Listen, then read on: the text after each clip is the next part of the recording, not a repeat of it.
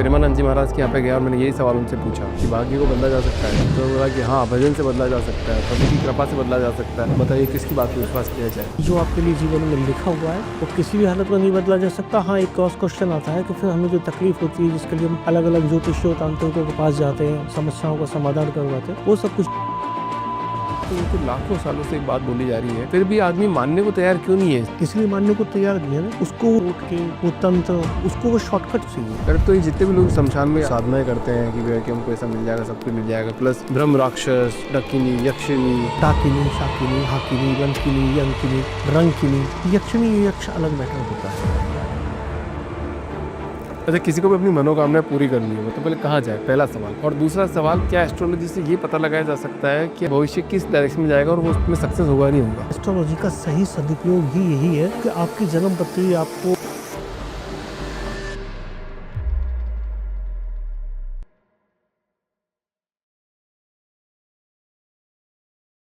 प्रमोद जी, बहुत बहुत स्वागत है आपका अपना द फाउंडर्स ड्रीम के अंदर।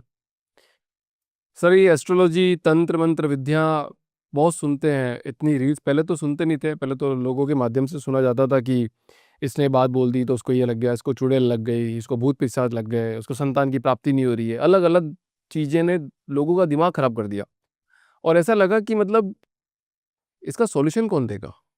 क्या भगवान स्वयं आके देंगे, कोई महाराज देगा, कौन आके सॉल्यूशन देगा, क्योंकि लोगों को बहुत समस्या है। प्रमोद जी देखो, मैं इतना विश्वास करता हूँ नहीं करता हूँ वो इस पॉडकास्ट के बाद अपन को पता चल जाएगा कि कैसा आप कैसी बात करते हैं, क्या आपकी विचारधारा है इसके अंदर। तो मेरा भी एक दोस्त है और उसने भी मेरे को कुछ सिखाया कि कुछ मंत्र बोलो अभिषेक, और किसी को भी वशीकरण में आप कर सकते हो और किसी को भी वश में किया जा सकता है। वर्क करेगा नहीं करेगा इस पॉडकास्ट के माध्यम से मुझे नहीं पता अभी राइट नाउ, वो कभी वर्क करता है कभी नहीं भी करता है, कभी मैंने ट्राई किया था कभी नहीं किया था। सो मैं कुछ मंत्र बोलूँगा अभी और ट्राई करते हैं कि वो काम करता है नहीं करता है।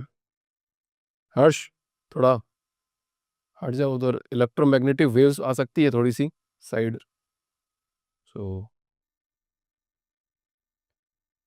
ओम ह्रीं क्लीं चामुंडाय नमः स्वाहा। ओम ह्रीं क्लीं चामुंडाय नमः स्वाहा। ओम ह्रीं क्लीं चामुंडाय नमः स्वाहा। ओम ह्रीं क्लीं चामुंडाय नमः स्वाहा।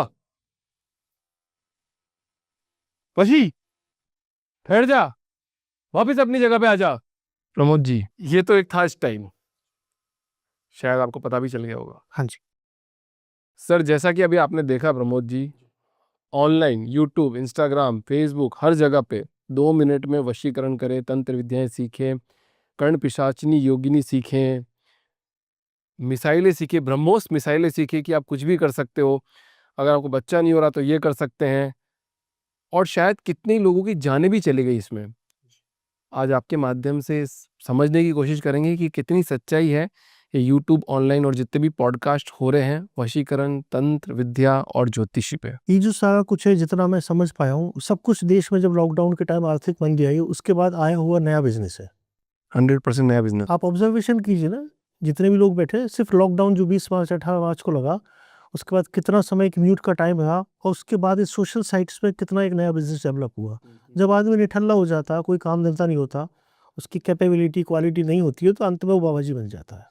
पुराने ज़माने में संन्यास को चला जाता था, आज के ज़माने में सोशल बाबाजी बन जाता है, जो एक्चुअल में आधा बाबा होता है, आधा ब्लॉगर होता है। सबसे पहले तो आप हमारी ऑडियंस को बताओ ये ज्योतिष, तंत्र, मंत्र विद्या है क्या। वास्तव में सब चीज़ें विज्ञान है, लेकिन इनके अपने नियम कायदे हैं, इनकी अपनी प्रोसेस है, जिनको किसी विशिष्ट वरिष्ठ गुरु के निर्देशन में किया जाना संभव है।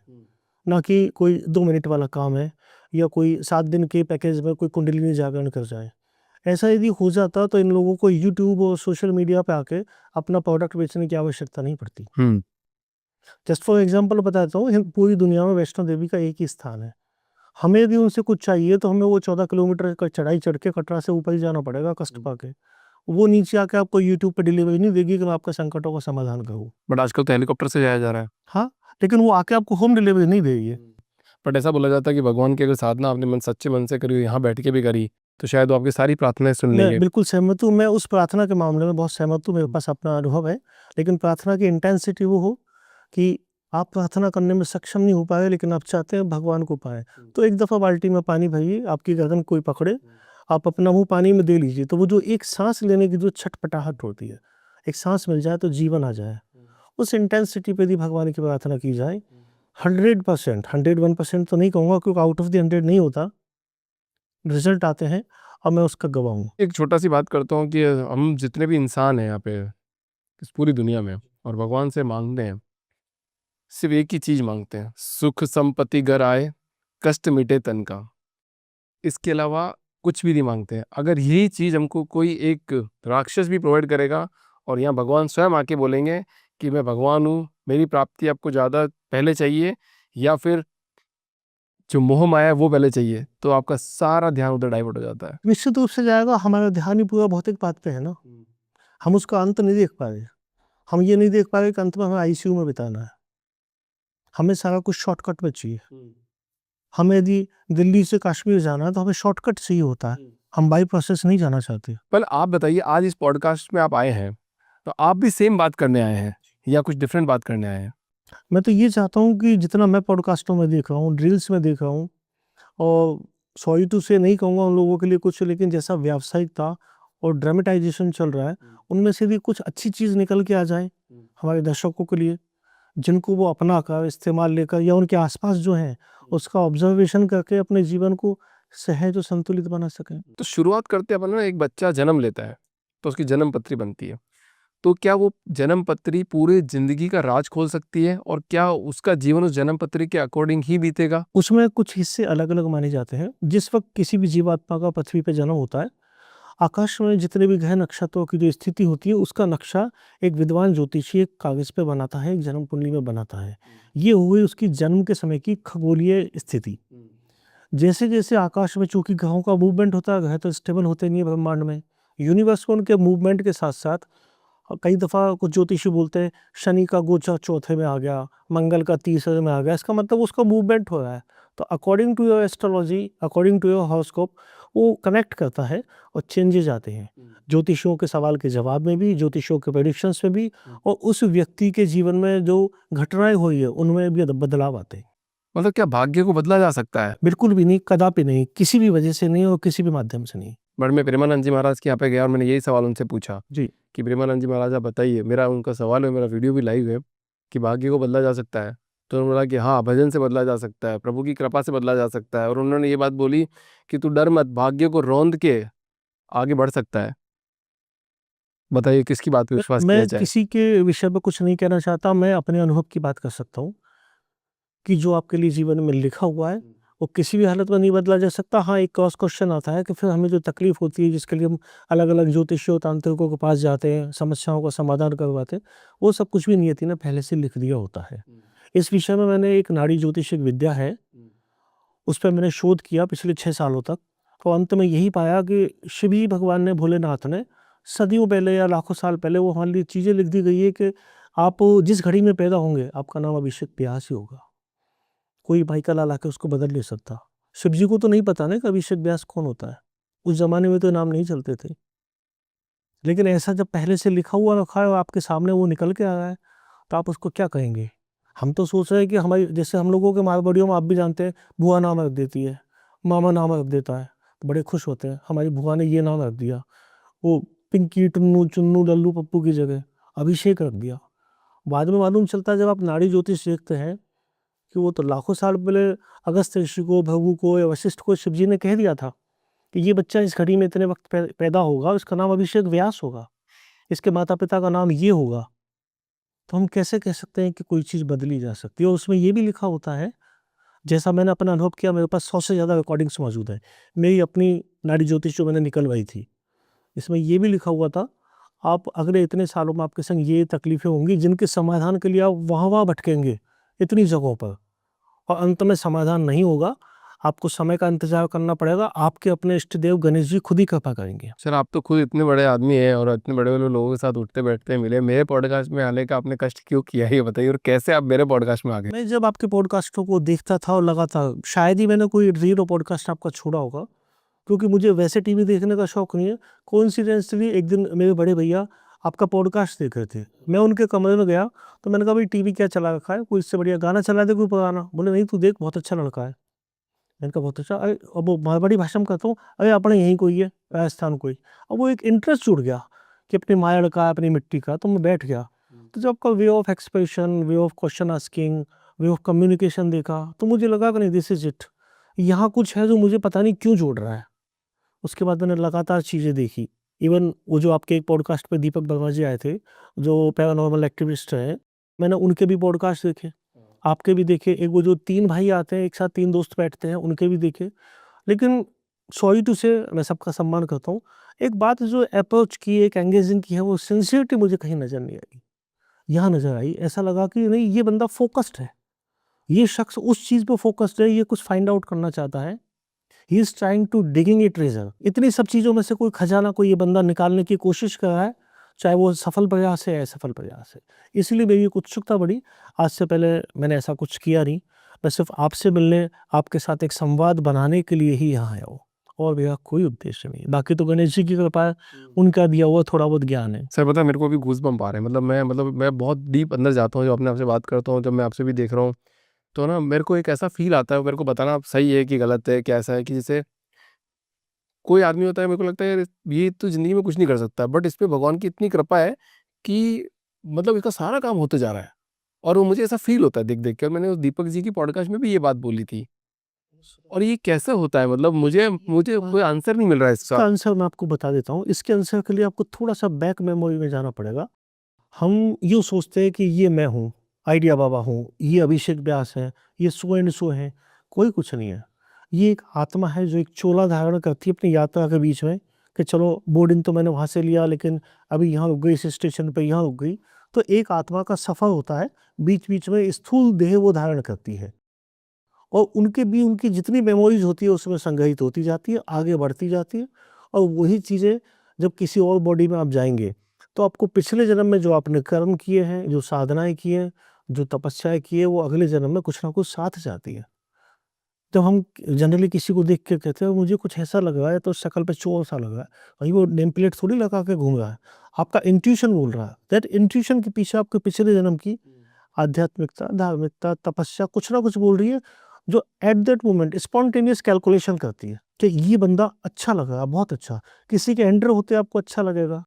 आप कभी किसी से मिलने के बाद आपने देखा कि वेटिंग लाउंज में आप कहीं बैठे हैं, या किसी बड़े शख्स के पास आप चेयर पे बैठे हो, एकदम से आपको लगेगा यार उठ जाऊं, कुछ बेचैनी सी हो रही है, और कहीं बैठते लगेगा उठने का मन ही नहीं हुआ। प्रमोद जी है ना, अब देखो बहुत सिंपल सी बात पूछने जा रहा हूँ मैं यहाँ पे।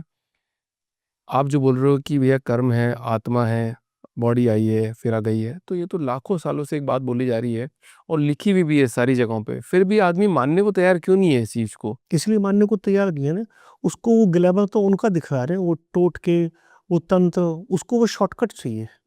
जो बेसिक और एसेंशियल चीज़ है ना, जिसको वो गाने में तो गा देगा कि 84 लाख योनियों के बाद बड़ा भाग मानुष तन पाना।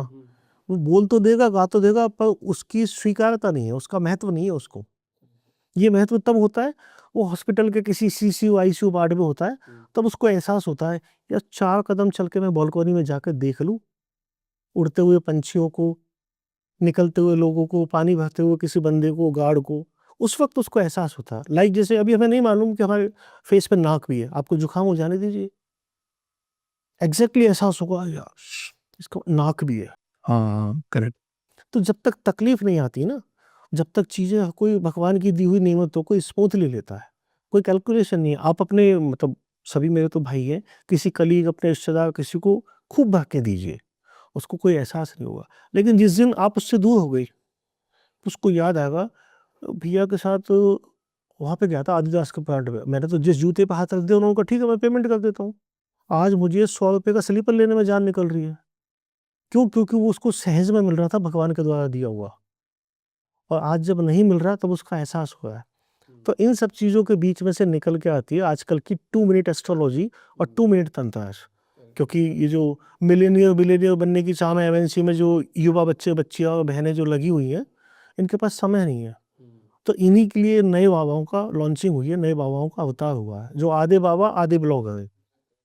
तो यहाँ डिमांड और सप्लाई का खेल है, नथिंग एल्स। यदि यदि आप मैं आपसे आपसे संवाद करता हूँ एक छोटे बड़े भाई की तरह, आपने यदि कोई साधना की होगी और सचमुच साधना की होगी, उसके बाद में कोई भी उसका परिणाम आपको प्राप्त हुआ होगा, तो आप बताना नहीं चाहेंगे। आप आनंदित रहेंगे गूंगे के गुड़ की तरह। मैं आपसे पूछूंगा, अभिषेक जी मुझे आपका चेहरा देख के समझ में आ रहा है कहीं से पीछे राधा जी नाचती हुई आ रही है या भगवान कृष्ण की मुरली बज रही, तो आपसे मुस्कुराएंगे, क्योंकि वो गूंगे को गुड़ आप एक्सप्लेन ही नहीं कर पाएंगे। तो कहाँ से जो ये सुबह से शाम तक लोग पॉडकास्ट, सॉरी फॉर दैट, मैं पॉडकास्ट में बैठा हूँ, तो जितने बाबा लोग या ब्रांडेड बाबा बैठे हुए हैं, ये जब इतना समय पॉडकास्ट रील्स में निकालते हैं, तो कब तो ये साधना करते हैं, कब ये शोध करते हैं। मैं तो आज आपसे सिर्फ संवाद करने आया हूँ, एक कैजुअली एक वार्तालाप, कि ठीक है मुझे आपके साथ अच्छा लगा, आपके जब मैंने पॉडकास्ट देखे तो मुझे लगा कि कुछ ऐसी चीज़ें हैं जो यदि ये मुझसे बात करते हैं तो शायद कुछ आपस में से कुछ नई चीज़ निकल के आए। ना मुझे कोई अपनी ब्रांडिंग करनी, ना मुझे ऐसा कुछ करना कि मेरा अपना प्रोडक्ट बेचना, मेरा तो अपना व्यवसाय है। आप भी मारवाड़ी, हम भी मारवाड़ी, हमारे पास तो व्यवसाय होते हैं और हम उनमें खुश हैं। 2 रोटी दाल खाते हैं, भगवान पहले 6 रोटी देता है, तो 4 को बाँट के खा लेते हैं। राइट प्रमोद जी, आपने मतलब मैं बता रहा हूँ, मैंने इतने पॉडकास्ट किए पहली बार। जी। मैं तो सच ही बोलता हूँ, चाहे दुनिया इधर से उधर हो जाए, भाड़ में हो जाए। मैं तो ये बोलता हूँ कि पहली बार किसी ने मेरे को आते ही सबसे पहले ये बोली कि अभिषेक जी सिर्फ आपसे मिलना है हमें, और पॉडकास्ट तो अपन कर लेंगे, तो पर मैं मिलने आपसे आया है, मैं बात करना है ऐसा। तभी तो मैंने आपको बोला, मैंने कहा आपसे, आपको देखते ही मुझे पहले तो आप मेरे को बोलोगे आप इतने इतने लोगों के साथ काम किया आपने, मनोज कुमार जी के लिए आपने कितने गाने लिखे आपने, आप बड़े बड़े लोगों के साथ में उठते बैठते हो, और आप मेरे पास आए तो मेरे तो टेंशन हो गई, मेरे पास आप आए ही कैसे, क्यों आए भाई? तो मैंने आपसे उठते ही ये सवाल पूछा। अच्छा छोटा सा एक मेरे को एक चीज बताओ ना, ये भाग्य और कर्म के बीच में सब लोग उलझे हुए हैं, और पाप और पुण्य के चक्कर में भी सब उलझे हुए हैं, क्या आपस में तालमेल है मैं इनका? भाग्य और कर्म का एक बहुत खूबसूरत तालमेल बता देता हूँ। भाग्य जो पहले से लिखा जा चुका, वो आपको मिली हुई ज़मीन है। कर्म है, आप उस पे जो कदम से चल रहे हैं। कभी आपकी ज़मीन coincidentally by the bad luck यदि खराब हुई, तो आपको कदम मजबूत बनाने पड़ेंगे। और कभी आपके ज़मीन अच्छी हुई और कदम खराब हुए, तो आप कभी ज़मीन खराब हुई तो उसके लिए आपको कुछ उपाय करके अपने कदमों का उसके साथ तालमेल बनाना पड़ेगा। ये कर्म और भाग्य के बीच में एक ऐसा तालमेल है, जो एक पटरी पे ट्रेन चल रही है, उसके दोनों ट्रैक पे दोनों पहिए हैं, एक भाग्य का और एक कर्म का। कोई मेरे को रियल एग्जांपल बताओ ना, आप रियल रियल सिनारियो बताओ कि कर्म और भाग्य ऐसे बैलेंस में करता है, आपकी लाइफ से रिलेटेड है, आपने किसी के साथ काम किया उसके साथ लाइफ से रिलेटेड। किस्से तो बहुत रहे हैं, लेकिन एकदम से मुझे कुछ याद नहीं आ रहा। हाँ, भाग्य के विषय में एक चीज़ तय है, मैं जो पानी का गिलास उठा कर पी रहा हूँ, उँगली यूँ रख रहा हूँ, ये नियति में पहले से लिखा हुआ है। पानी पीना भी तय है? भाई साहब, जब आप थोड़ा-सा डीपली एस्ट्रोलॉजी को छोड़ के एक्स्ट्रोलॉजी पे जाएँगे, मैंने एक नया वर्ड सोचा है इसके लिए, कि यदि आप ऑर्डिनरी से एक्स्ट्रा ऑर्डिनरी बनना चाहते हैं, तो थोड़ा-सा एक्स्ट्रा वर्कआउट कीजिए। तो एस्ट्रोलॉजी में आप एक्स्ट्रोलॉजी पे जाइए, एस्ट्रोलॉजी की जितनी भी सपोर्टेड विद्या है, मैं भी पिछले 20-25 साल से उनको शोध करने की कोशिश कर रहा हूँ, तो 354 प्राचीन ज्योतिष की गुप्त विद्याओं को मैंने छानने और जानने की कोशिश की है।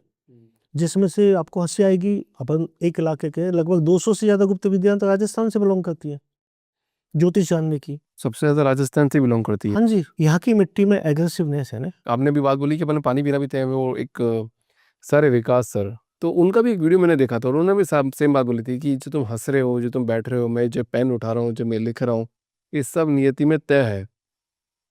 बोले बच्चे हंसे, बोले ये हंसना भी तय है। मैं एक आपको एग्जांपल, चलिए इस बात पे आ जाता है।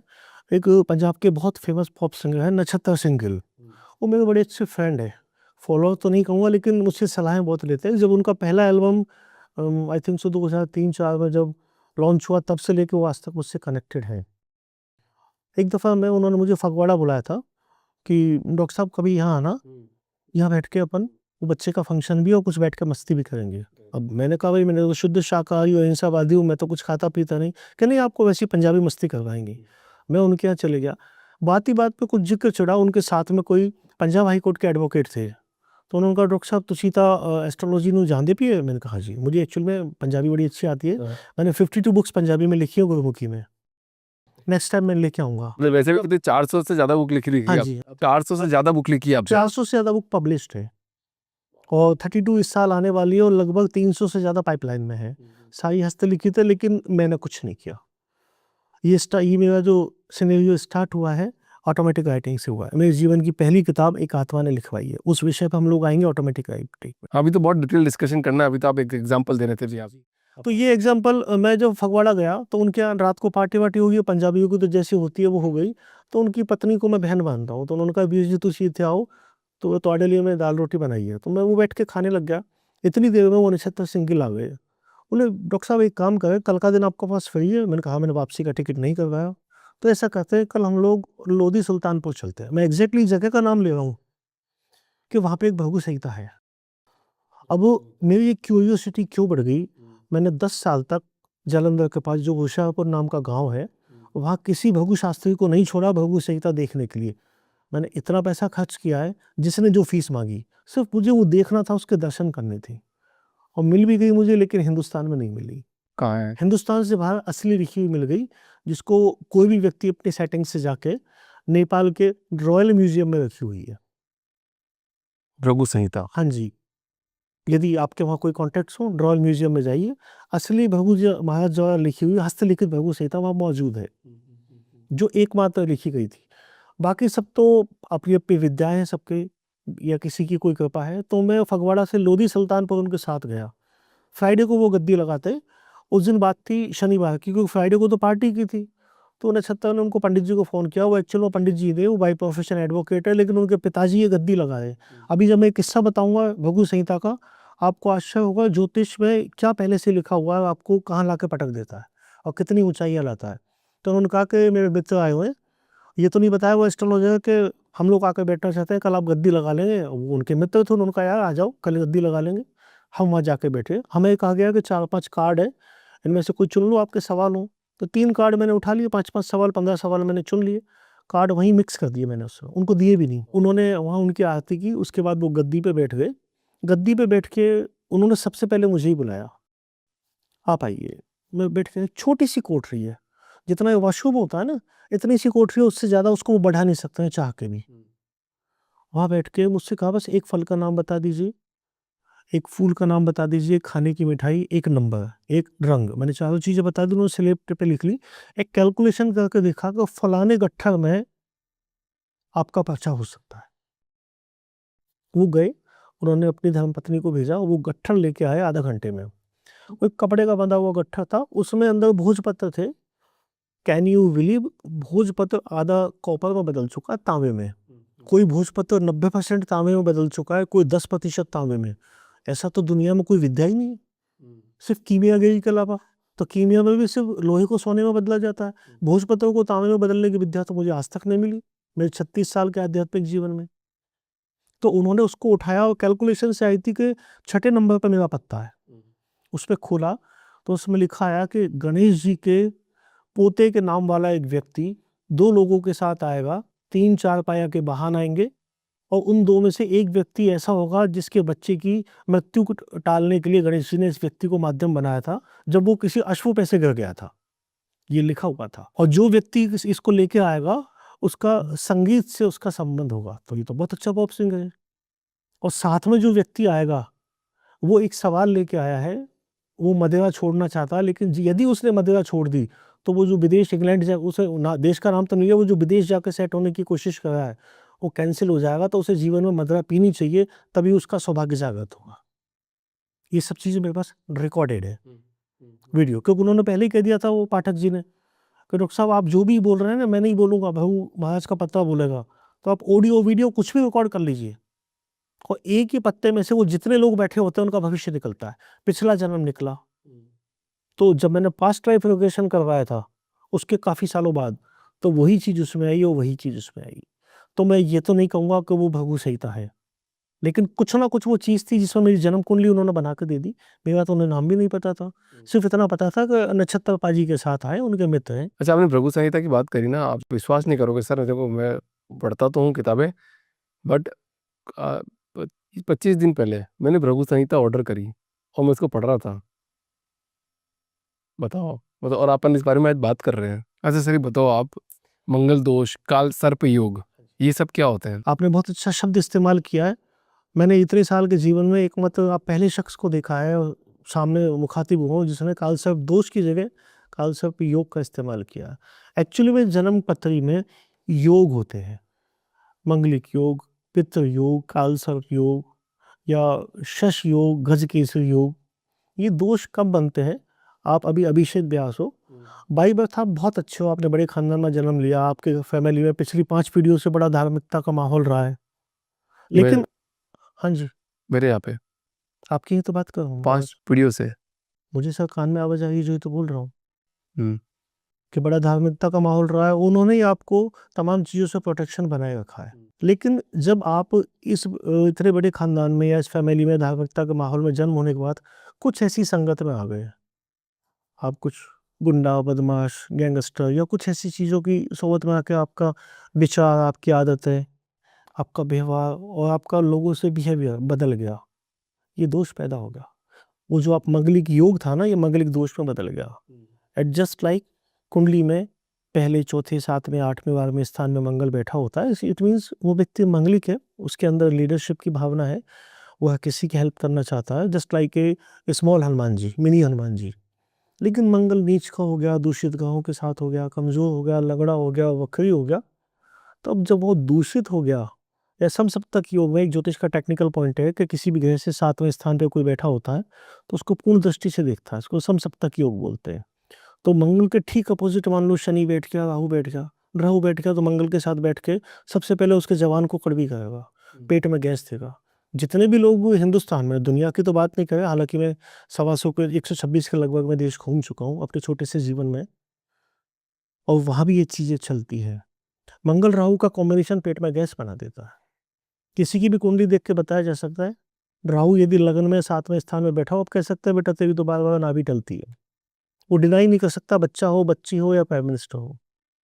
बट कैसे डिसाइड होता है सर, ये मंगल, राहु, केतु कहाँ है, कौन से स्थान पर है हमको? ये जन्म कुंडली में जन्म के समय जो मैंने आपको कहा था ना, आकाश में जो ग्रहों की स्थिति होती है, उसी उसको एक नक्शे पर उतारा जाता है। पर ये तो आप लोगों ने बनाई ना, जन्म पत्री तो आप लोगों ने बनाई है। लेकिन उसके लिए विधान पहले से बना हुआ है पंचांग में कि किस दिन कौन सा ग्रह किस घड़ी में कहाँ होगा।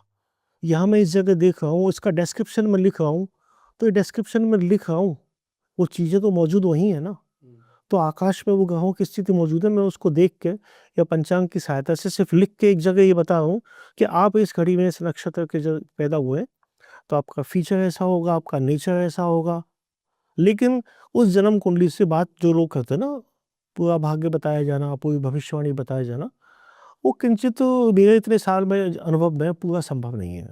जब तक आपके भाग्य में वो सही समय भविष्यवाणी आप तक पहुँचने का ना आ जाए, और वो किसी भी माध्यम से आ सकती है। आपका ड्राइवर भी आपको कह सकता है, भाई साहब क्यों परेशान हो 3 दिन से? क्या वहाँ का टिकट नहीं होगा, वहाँ जाना कैंसल हो जाएगा? कोई बात नहीं भाई साहब, मेरे ताया का जो फूफा है ना, वो फलानी एयरलाइंस में, मैं आपके लिए स्पेशल वीआईपी टिकट करवा देता हूँ। क्योंकि भाग्य को आपको वहाँ पहुँचाना था, आपने तमाम प्रयास कर लिए। लेकिन जब वो घड़ी आई वहाँ तक पहुँचाने की, तो उसने कैसे भी आपको पहुँचा दिया। मेरी लाइफ से थोड़ा रिलेट करो ना सर, मुझे ये सब मतलब मैं हमेशा एक मैंने बात बोलता हूँ, मैंने एक आज से 5-6 महीने पहले एक पॉडकास्ट किया था, उनमें भी एक सर आए थे, तांत्रिक सर। तो मैंने उनको बोला था ना, किसी को एक फ़ोन आया, किसी को एक ईमेल लिखा, किसी ने बोला कि मैंने एक ईमेल लिख दिया था, गलत हो गया, फिर एक राइट बंदे के पास पहुँच गया, या फिर फलाना व्यक्ति ने मेरे साथ ऐसा किया, वो मेरे को यहाँ से पहुँचा के यहाँ पहुँचा दिया। मैं अगर मेरी ज़िंदगी को टटोलू पूछे पूरा, मैं जिस भी बंदे से मिला मेरे को सब याद है अभी, कि मैं किस बंदे से मिला, किस मोमेंट में मिला, कौन-सी घड़ी में मैं क्या हुआ। मतलब तो मेरे साथ ऐसा कोई घटना घटित होती मेरे को समझ में नहीं आ रही है। मैं अपने अनुभव से तो यही बात कह सकता हूँ, जितना मैंने खुद के ऊपर देखा, कि जब तक आत्मा का कोई यात्रा अधूरी रह जाती है पिछले जन्म से नेक्स्ट जन्म में आने की, तो उसके साथ उसकी अच्छाइयाँ, बुराइयाँ और उसकी काबिलियत और उसके गुण और दोष साथ-साथ ही चलेंगे। आज मैं यदि यहाँ आया हूँ, तो मेरा झोला और मेरा अटैची और लगेज साथ में ही तो लेके आया हूँ। क्योंकि मुझे यहाँ पे इतनी देर रहना है, इतने दिन रहना है, तो लगेज तो मुझे साथ लेके चलना पड़ेगा। आत्मा को भी इस बॉडी में, इस चोले में इतने दिन रहना है, तो पिछले जब धर्मशाला से वो आई है, इसको मैं धर्मशाला कहूँगा बॉडी को, पिछली धर्मशाला से जब आई है, तो लगेज को समेट के लाई है। कुछ वहाँ का छोड़ दिया, जो वहाँ के टॉयलेटरीज़ वगैरह होती हैं या चाय-कॉफ़ी के जो पाउच होते हैं, वो छोड़ दिए, लेकिन खुद का लगेज तो लेके चल रही है। वही लगेज आपकी कलेक्टिव मेमोरी होती है, जिसको हम लोग यदि डाइवर्सिफ़ाई करें स्पिरिचुअल साइंस में, conscious mind, subconscious mind, unconscious mind, alpha, beta, gamma, theta and nano, इतने तक किया जा सकता है। क्योंकि मैंने जब पास्ट लाइफ रिग्रेशन के लिए कुछ अभ्यास किए थे, कुछ अच्छे लोगों से मिला, तो पहले मैंने माइंड टेक्निक और माइंड साइंस को सीखा। वहाँ मुझे मालूम चला कि दिमाग में इतनी चीज़ें जो संग्रहित होती है, या जो जैसा कहा गया कि दिमाग में एक छोटी सी सेल होती है, एक छोटी सी चिप, जिसमें 120 खरब से ज़्यादा सेल्स होती है, और एक एक सेल में दुनिया भर में जितनी लाइब्रेरियाँ हैं उनकी किताबों का ज्ञान आ जाता है। तो जब दिमाग में इतनी शक्ति है, तो उस शक्ति को जागृत कहाँ से किया जाए, कैसे लाया जाए? तो जब पिछले जन्म से कोई भी आत्मा आई है, कभी उसने आते-आते, जैसे हम लोग अपनी वहाँ की भाषा में बात करें, टल्ला दे दिया, तो वो आपके दिमाग में घुसते-घुसते उसने चिप को थोड़ा-सा छेड़ दिया, आपकी वो उतनी सी मेमोरी जागृत होगी। अब आपको वो सब चीज़ें याद रहती है। आपको ना ब्राह्मी बूटी लेने की ज़रूरत है, ना आपको शंख पुष्पी लेने की ज़रूरत है, ना कपालभाति करना है मेमोरी को शार्प करने के लिए। वो तो उस आत्मा ने अंदर घुसते ही थोड़ा-सा आपको झटका दे दिया। अब जब तक आप मौजूद हैं, जब तक आप कॉन्शियस हैं, सबसे बड़ी बात, जैसे ही मैं अंदर घुसा आपसे मिला, आप आँखों से बड़ा जल्दी जस्टिफ़ाई कर लेते हैं। कदम देख के एंटर होते ही, बंदे का मूवमेंट क्या, पोज़ीशन क्या, पोस्चर क्या, बॉडी लैंग्वेज क्या है, उसके बाद मैं देखूँगा इससे हग करूँ, हाथ मिलाऊँ या नमस्ते करूँ। मुझे नहीं लगता मैं गलत हूँ या सही हूँ। नहीं, सही हो आप 500% सही हो। ये चीज़ें कहाँ से आती हैं? आपने कोई साधना सिद्धि नहीं की ना, नहीं। तो ये वहाँ से चल रही हैं। आपका लगेज साथ चल रहा है, और वही जो लगेज है, जब हम उसको सही ढंग से खोल के उसमें जितने टूल्स हैं उनका सही उपयोग करना सीख जाएँ, तो हमने वो साधना, सिद्धियाँ, तपस्याएँ उनका सही उपयोग कर लिया, तो इसको सही मायने में जो विज्ञान भैरव तंत्र, शैशव तंत्र, रुद्रावल तंत्र में जो कहा गया है, भगवान शिव जी ने माता पार्वती को सुनाया था, उनके बीच में जो संवाद हुए, उसमें से निकली हुई जिन 112 ध्यान की विधियों को ओशो महाराज ने अपनी ध्यान की विधियाँ बता के काम में लिया था।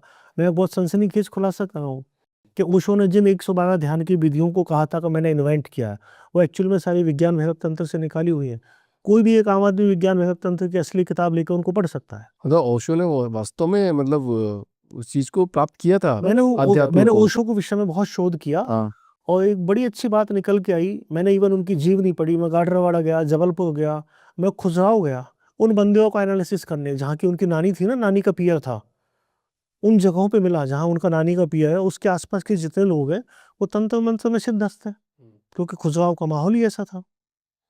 तो ओशो भगवान शिव के भक्त थे, उनके पास एक विशेष भगवान भोलेनाथ की मूर्ति होती थी, जिसको वो सबसे छुपा के रखते थे।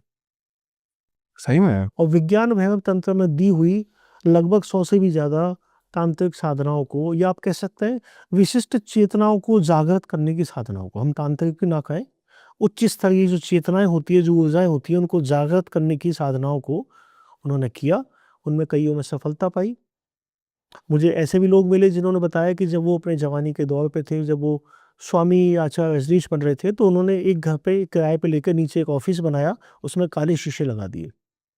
और बड़ा एक मिस्टीरियस चीज़ थी, लोग सोचते थे यार क्या होता है अंदर, क्या नहीं होता। उसके बाद उन्होंने एक मकान में अपने आप को 20-21 दिन, महीने भर बंद कर लिया, और कभी-कभी हफ़्ते या 10 दिन में वो एक दफ़ा उस बालकनी में दिखते थे। ना कोई उसमें अंदर आता था, ना जाता था। सही मायने में वो एक 40 दिन की साधना होती है, जिसको एकांत में किया जाता है, और उसको जागृत करने लेने के बाद, उस साधना की सिद्धि कर लेने के बाद, आपके संपर्क में जो भी आएगा ना, आपको कहने की ज़रूरत नहीं है, वो अपना आप नाचेगा। ओशो के बारे में इतनी कंट्रोवर्सियाँ हैं। मैंने रिसेंटली अभी पिछले दिनों मैं बैंकॉक से आ रहा था, तो फ्लाइट में माँ शीला की वो किताब पढ़ रहा था, उसे मत मारो, डोंट किल हिम। तो चूँकि मेरी अंग्रेज़ी बहुत ज़्यादा अच्छी है, तो मैं हिंदी में ही पढ़ता हूँ, मातृभाषा हिंदी है ना। तो हिंदी में पढ़ते-पढ़ते मैंने कुछ चीज़ें उसमें से फाइंड आउट की। कैसे उसने ओशो की कमज़ोरियों को निकाला, उठाया, बताया सच्चाई से, लेकिन उसपे ओवरलैपिंग करते हुए, एक शहद की, शुगर कोटेड करते हुए। तो ओशो के जितने भी विरोधी हैं, जो उसके साथ थे और बाद में आज नहीं है, वो भी उसकी खुल के बुराई नहीं कर पाते। उसको अभी भी भगवान ही कहते हैं।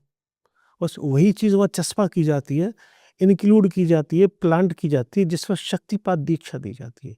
ये एक दीक्षा होती है, कोई भी दे सकता है अपने एनर्जी लेवल को बढ़ा के। उस शक्तिपात दीक्षा में उसके माइंड में प्रोग्रामिंग कर दी जाती है, आज से तू वही करेगा जो मैं कहूँगा, जब तक जीवित है। आप ओशो से जुड़े हुए जितने लोग हैं, मैं तो अभिषेक जी बहुत सच्चाई की और प्रैक्टिकल बात कर रहा हूँ, जितने लोग जो ओशो के साथ मौजूद थे, ओशो के सामने मौजूद थे, ओशो से जिन्होंने दीक्षा ली, उनसे कभी आप मिलिए, बात कीजिए। वो ओशो की जितनी कमियाँ, बुराइयाँ हैं, उनको बताएँगे नहीं, उनको छुपाएँगे। आप कोई सवाल भी उठाएँगे तो बड़ी खूबसूरती से उसका जवाब देंगे, भगवान, भगवान कह के। बागेश्वर धाम जी के बारे में क्या ख़्याल है आपका? मतलब अभी तो वो भी तो सेम ही हो रहा है। मैं उनको देख रहा हूँ, बहुत सालों पहले मैं गड़ा गाँव गया भी था। जिस वक़्त मैं कह रहा ना, मैं खुजराहो में शोध करने गया था, तब मैं गड़ा गया था। खुजराहो में एक होटल है, वहाँ का सबसे बड़ा जो प्राइवेट होटल, जो उसके जो मालिक है, उसके मालकिन है, वो मेरा उनसे बहन-भाई का रिश्ता है। तो उन्होंने मुझे बताया था कि भैया एक पास का एक छोटा-सा गाँव है, वहाँ पे हनुमान जी का बड़ा सिद्ध मंदिर है। मुझे नहीं पता था ये बागेश्वर धाम में क्या है, तो मैं उनके साथ ही गाड़ी से गया था, बहुत सालों पहले की बात है। अभी जब ये हाइलाइट हुए, तब मुझे एकदम से याद आया, ये तो वही हनुमान जी का मंदिर है। तो उनके साथ ना तो कोई इल्यूज़न है, मैंने जितना इस लाइन में सीखा, समझा या मैंने उनको देखा, उनके वीडियोज़ देखता हूँ, ये एक ऐसी शक्तियाँ होती है, आपके कोई पिता, दादा, गुरु, कोई देवलोक गमन कर गए, उनका आपसे कनेक्टिविटी थी और आज आप किसी भी लाइन में हैं, उनसे सपोर्ट चाहते हैं, तो वो आपको देंगे, एक्चुअली देंगे। बस आप बुलाना तो सीखिए। सच्चे मन से बुलाइए, किसी एंटिटी के बारे में बातचीत कीजिए, यदि इधर-उधर कुछ हिल ना जाए, तो फिर देखिएगा। सच्चे मन से। आत्माओं को बुलाया जा सकता है? हाँ जी, बिल्कुल बुलाया जा सकता है। जब कोई चीज़ मौजूद है, तो बुलाया जा सकता है। कैसे बुलाएँगे सर? उसके कुछ साधन होते हैं, जैसे आप और हमारे बीच में एक तकनीक होती है मोबाइल से बात करने की। उनके और हमारे बीच में टेलीपैथिकल माध्यम होता है। इसको बोलते हैं आज की भाषा में टेलीपैथी। आप अपनी मानसिक भावनाओं को, संवेदनाओं को उनसे जोड़ते हैं। कोई यदि आपने एक फ़िल्म देखी हो कोई मिल गया, एलियन से जुड़ने के लिए वो वैज्ञानिक ने जो राकेश रोशन साहब थे, वो स्पेशली वो एक घटना देखी थी, तो उसको उन्होंने एज़ इट इज़ वो बताया। कि एक वैज्ञानिक वो ओम की ट्यून को बार-बार मूव करता है लो पिच पे, हाई पिच पे। ओम, ओम, ओम। कि कोई पिच तो ऐसी है जो वहाँ जाके क्लिक करेगी। सोचो उसने ओम क्यों चुना? अभी आप देखेंगे तो 2016 या 17 में नासा ने एक ऑडियो रिकॉर्डिंग, एक साउंड रिलीज़ किया, उसके साथ एक नोट्स रिलीज़ किया है।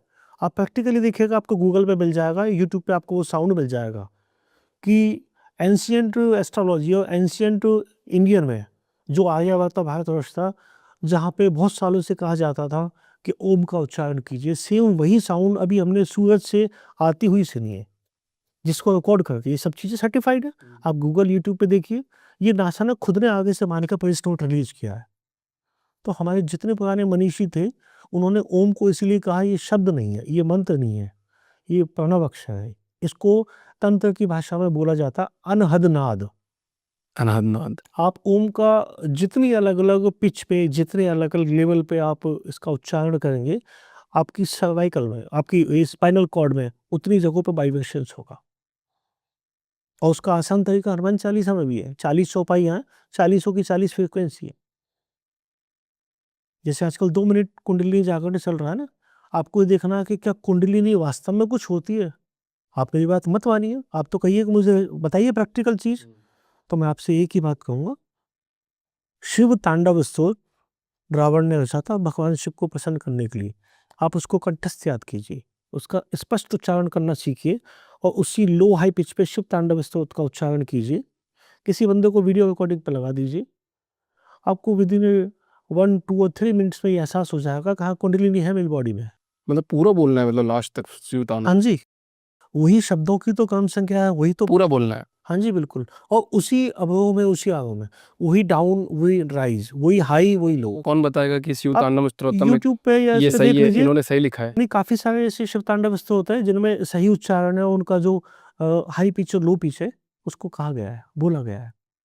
ऐसे है? हाँ, आप उसमें कीजिए, तो आपको सचमुच एहसास होगा। जितने भी दर्शक देख रहे हैं, मैं तो उनको भी यही कहूँगा, आप कुंडलिनी जागरण के चक्कर में मत पड़िए, क्योंकि मुझे 36 साल इस लाइन में हो गया, मुझे एक भी व्यक्ति ऐसा नहीं मिला जिसकी कुंडलिनी जागृत हो गई। जो कुंडलिनी जिसकी जागृत हो जाएगी ना, वो दीन दुनिया में नहीं रहेगा, वो हिमालय पे जाके बसेगा। सारा खेल ही खत्म हो जाएगा ना जब सहजता जागृत हो गया तो। कोई मोह माया, कामना, जिज्ञासा, वासना कुछ बची ही नहीं। लेकिन प्रैक्टिकली किसी को यदि लगता है कि यार ये बंदा झूठ बोल रहा है, तो आइडिया बाबा और लोगों जैसा है, तो मैं तो आपको उदाहरण दे रहा हूँ, शिव तांडव स्तोत्र अच्छा नहीं कर सकते, कान में हेडफ़ोन लगाइए, आजकल तो अच्छे-अच्छे हेडफ़ोन आ रहे हैं। एक अच्छा सा शिव तांडव स्तोत्र यूट्यूब से डाउनलोड कीजिए, फुल वॉल्यूम पे उसको लगाइए, साथ में कोई भी ड्रिंक जो आप पीते हैं, कोई शरबत हो गया, कोई लस्सी हो गई, छाछ हो गई, ठंडा पानी हो गया, नींबू शिकंजी, अंधेरा कमरा कीजिए, कान में हेडफ़ोन लगाइए, सिप करते हुए उसको सुनिए। कुछ देर में या तो आप बेहोश हो जाएँगे, चीखने-चिल्लाने लग जाएँगे, या आपका बटन दब जाएगा मोबाइल पे कि मैं किसी फैमिली मेंबर को कमरे में बुला लूँ जो मुझे सँभाल ले। मैंने तो हेडफ़ोन पे सुनने की बात की है सर, दर्शकों को खुलेआम बता रहा हूँ, कुछ गलत नहीं, कुछ सच नहीं, आप खुद कीजिए और कमेंट बॉक्स में खुद ही लिखिए, क्या सच है, क्या झूठ। ये तो करेंगे लोग। ऐसे मतलब पिच बोलेंगे। लेकिन इस चक्कर में ना पड़िए कि कोई बंदा 7 दिन के पैकेज में आपकी कुंडलिनी जागृत कर देगा। 7 दिन क्या सर, 7 साल भी हो जाए। यदि कोई कुंडलिनी जागृत करने में सक्षम होता तो वो पैकेज नहीं डालता यूट्यूब पे और गूगल पे। भाई साहब, शरीर आवश्यकता ही समाप्त हो जाती है ना। मोह नहीं, कामना नहीं, वासना नहीं, आकांक्षा नहीं, इच्छा नहीं, तो फिर किस लिए यूट्यूब पे पैकेज डाला जा रहा है? लोग मुझे ढूंढेंगे, मैं क्यों लोगों को ढूंढूंगा पैकेज डाल डाल के। ओम नमः शिवाय। जटाटवी गलज्जलः प्रवाह पावितस्थले गलेवलम्ब लम्बिताम्बुजंग तुंग मालिकाम् डमड्डमड्डमड्डमन्निनादवड्डमर्वयं चकार चण्डताण्डवं तनोति न शिव शिवम् जटाकटाह सम्भ्रमं भनप निलिम्प निर्जरी विलोल विलिविच्चरी विराजमान मूर्धनि दगद दगद दगद ज्वलल लाल पट्ट पावके विशोर चंद्रशेखरे रति प्रतिशण मम धराधरेन्द्र नंदिनी विलास बंधु बंधुर फुरद्दिगन संतति प्रमोदमान मानसे कृपा कटाक्ष धोरिणी निरुद्धुर्धरापदी क्वचित दिगंबरे मनो विनोद मेनुमस्तनी। जब हम बार बार जो तंत्र की बात करते हैं, तंत्र शब्द का मायना ये है तननेत त्राणयात इति तंत्रात। जो तन की त्राण करता है, जो बॉडी की रक्षा करता है, वो तंत्र होता है। मननेत त्राणयात इति मंत्रात। जो मन की रक्षा करता है, मन की मनोकामनाएं पूर्ति करता है, मनोभावनाएं बदलता है, वो मंत्र होता है। यननेत त्राणयात इति यंत्र। जो मनोकामनाएं पूर्ति करता है भौतिक, उसके लिए यंत्र होते हैं। हमें अपना रिकॉर्डिंग करवाना, कैमरा है ना, यंत्र हो गया। हमें लक्ष्मी चौरात चाहिए, स्फटिक यंत्र है ना, शिव यंत्र है ना, उसको सिद्ध कीजिए, एक्टिव हो जाएगा। रिजल्ट मिलेंगे, लेकिन ऐसे नहीं होगा कि लक्ष्मी जी आके इस टेबल पे बैठ जाएंगी और कहेंगे ले बेटा सोने की बरसात। आपका जो जॉब, जो व्यवसाय है, उसमें एक सहजता और सरलता आ जाएगी। पैसे के फ्लो में थोड़ी सी अच्छाई आपको दिखने लगेगी। कोई प्रमोशन रुका हुआ होगा वो हो जाएगा, कहीं फंसा हुआ पैसा होगा वो निकलने लग जाएगा। लेकिन हम उन सबको भूल के ये सोचते स्फटिक षड्यंत्र 51,000 रुपये का लिया था आइडिया बाबा से, उस दिन उन्होंने सिद्ध करके दिया, सारी लक्ष्मी जी नहीं आ रही, कुबेर भी नहीं आया। उन छोटी छोटी घटनाओं को ऑब्जर्व नहीं करा कि वो जो इतनी सालों से चीजें फंसी पड़ी थी वो किस वजह से हुई। मैं एक उदाहरण बताता हूँ। कुछ सालों पहले, आपने यदि आपको मालूम हो, ज्वाला देवी से आकर मैक्लोडगंज के लिए जाते हैं तो बगलामुखी का शक्तिपीठ है, दुनिया का एकमात्र सिद्ध शक्तिपीठ बगलामुखी का, जहाँ बगलामुखी बगला के मुंह में, बगला के मुंह जैसा साक्षात विराजती है और 10 महाविद्या वहाँ है। वहाँ के लिए कहा जाता है कि मेघनाथ ने वहाँ यज्ञ किया था, रावण ने वहाँ यज्ञ किया था। तो ऐसी जो शक्तियाँ होती है, इन शक्तियों में ताकत होती है, इन शक्तियों की उपासना साधना की जाए, लेकिन उसके एक माध्यम अलग होते हैं। आपको शैतानी ताकत चाहिए, आप तमोगुणी से कीजिए उनकी, मांस मदिरा बलि वगैरह। जैसे बलि को बोलते हैं ना, बलपूर्वक दी हुई आहुति बलि है। चाहे आप नारियल फोड़ो, खुद का खोपड़ा फोड़ो, नींबू फोड़ो या कद्दू फोड़ो, वो तो बलपूर्वक दी हुई आहुति बलि है। आप जब बगलामुखी में जाएंगे तो वो अनुष्ठान करते टाइम आपका जो तांत्रिक को पंडित होगा, बीच बीच में बलपूर्वक आहुति देगा सामग्री उठा के, वो भी बलि है। उसके लिए किसी की गर्दन काटने की आवश्यकता नहीं है। अच्छा एक बात बताओ, जैसे मैंने ये भी शिव तांडव स्तोत्र थोड़ा सी 3-4 श्लोक ही पढ़े, अभी उच्चारण थोड़े बहुत ऊपर नीचे हो गए, तो अभी कोई दिक्कत होती है इससे? बिल्कुल भी नहीं होती, आने जाने में। और यदि आप सही उच्चारण से नहीं करते तो आपको दिक्कत होती है। यदि आपको उच्चारण से, आपका तो बिल्कुल सही है, सटीक है, ऐसा लगता है कि आप इसका अभ्यस्त हैं, साधक हैं, लेकिन जिनको नहीं आता वो सिर्फ किताब में पढ़ सकते हैं, हेडफोन लगा के सुन सकते हैं, फायदे वही होंगे। लेकिन आपने जिस तरह से बोला है उसके ज़्यादा फायदे इसलिए होंगे कि पेट में दर्द आपको हो रहा है, जो पेट दर्द की गोली है वो आपने खुद ने लिया, आपके पेट में गई है। किसी को संकल्प लेवा कर नहीं दी गई कि कोई तांत्रिक जी मैं संकल्प दे रहा हूँ, मेरे पेट को दर्द ठीक करने के लिए आप एक गोली ले लेना और पेट का दर्द मेरा ठीक हो गया हो। आजकल जो चल रहा है ना कि मेरे लिए ये काम करवा दो, मैं आपको पैसा दे दूंगा, आप मेरे लिए काम करते ना। तो भाई साहब, माथे में दर्द ही हो रहा है, साइड डाउन, उसको देंगे क्या? लूंगा मैं, जब भी तो मेरा माथे का दर्द मिटेगा। लेकिन वो सबको 2 मिनट तंत्र, 2 मिनट एस्ट्रोलॉजी चाहिए। हम लोग शिव तांडव स्तोत्र पे आते हैं।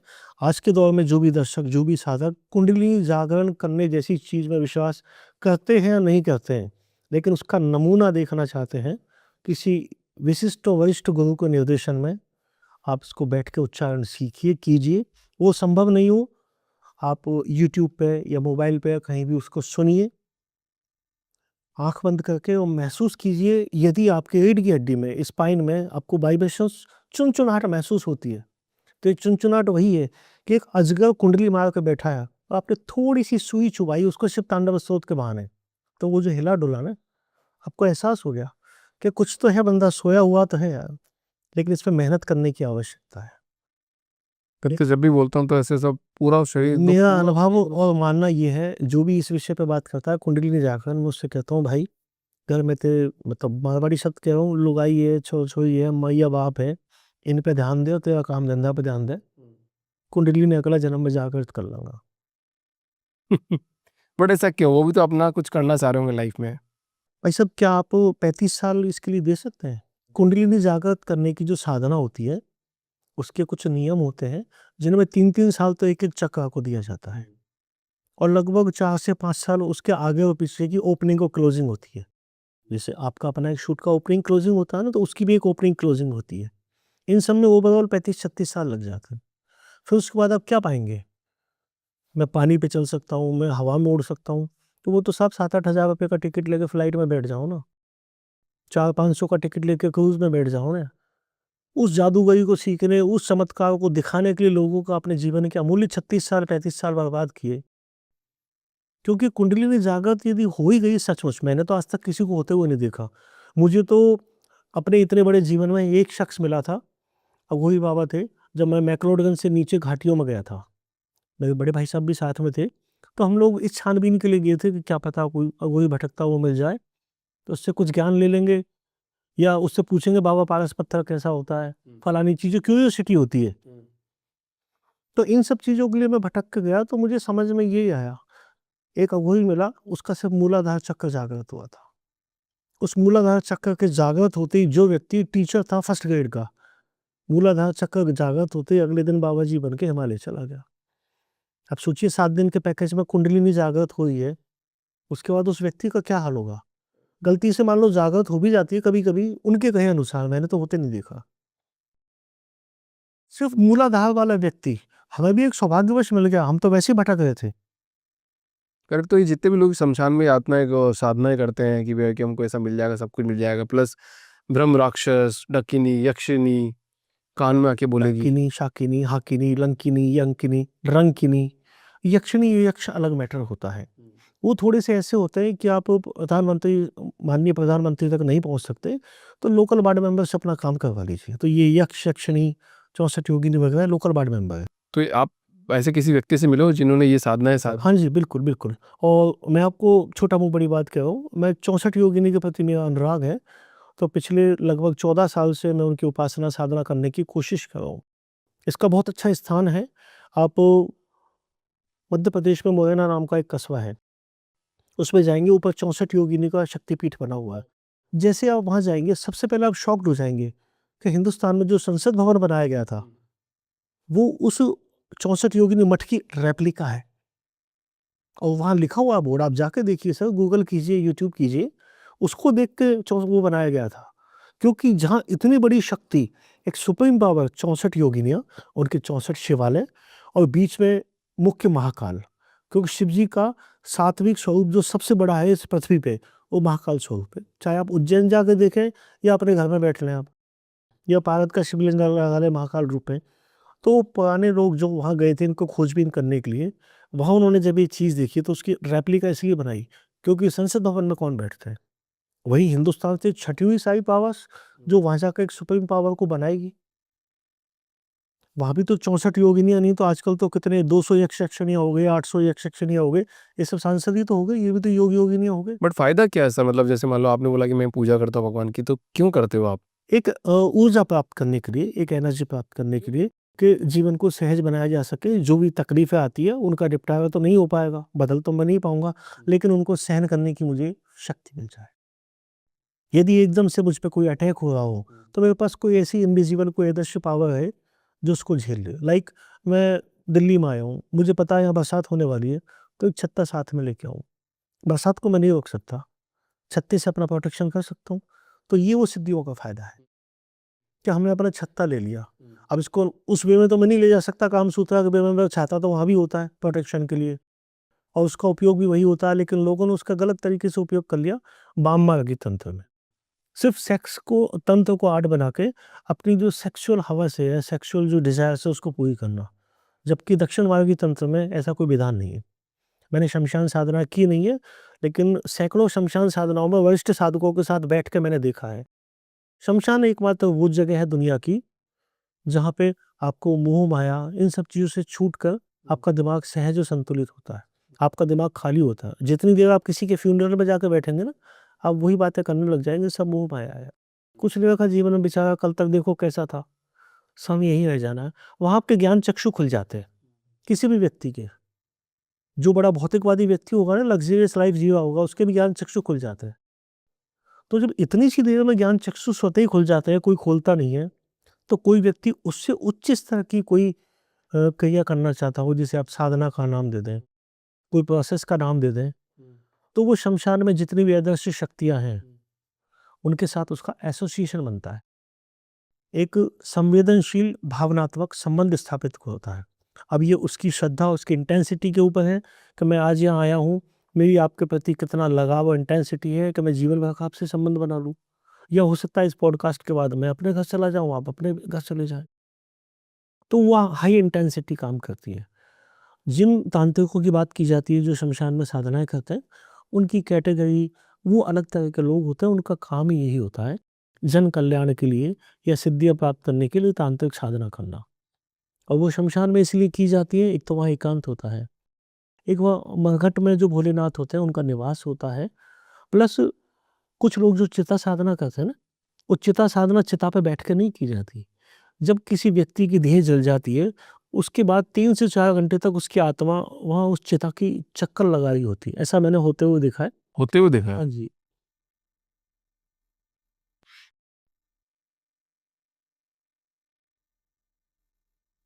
अपने पिता की।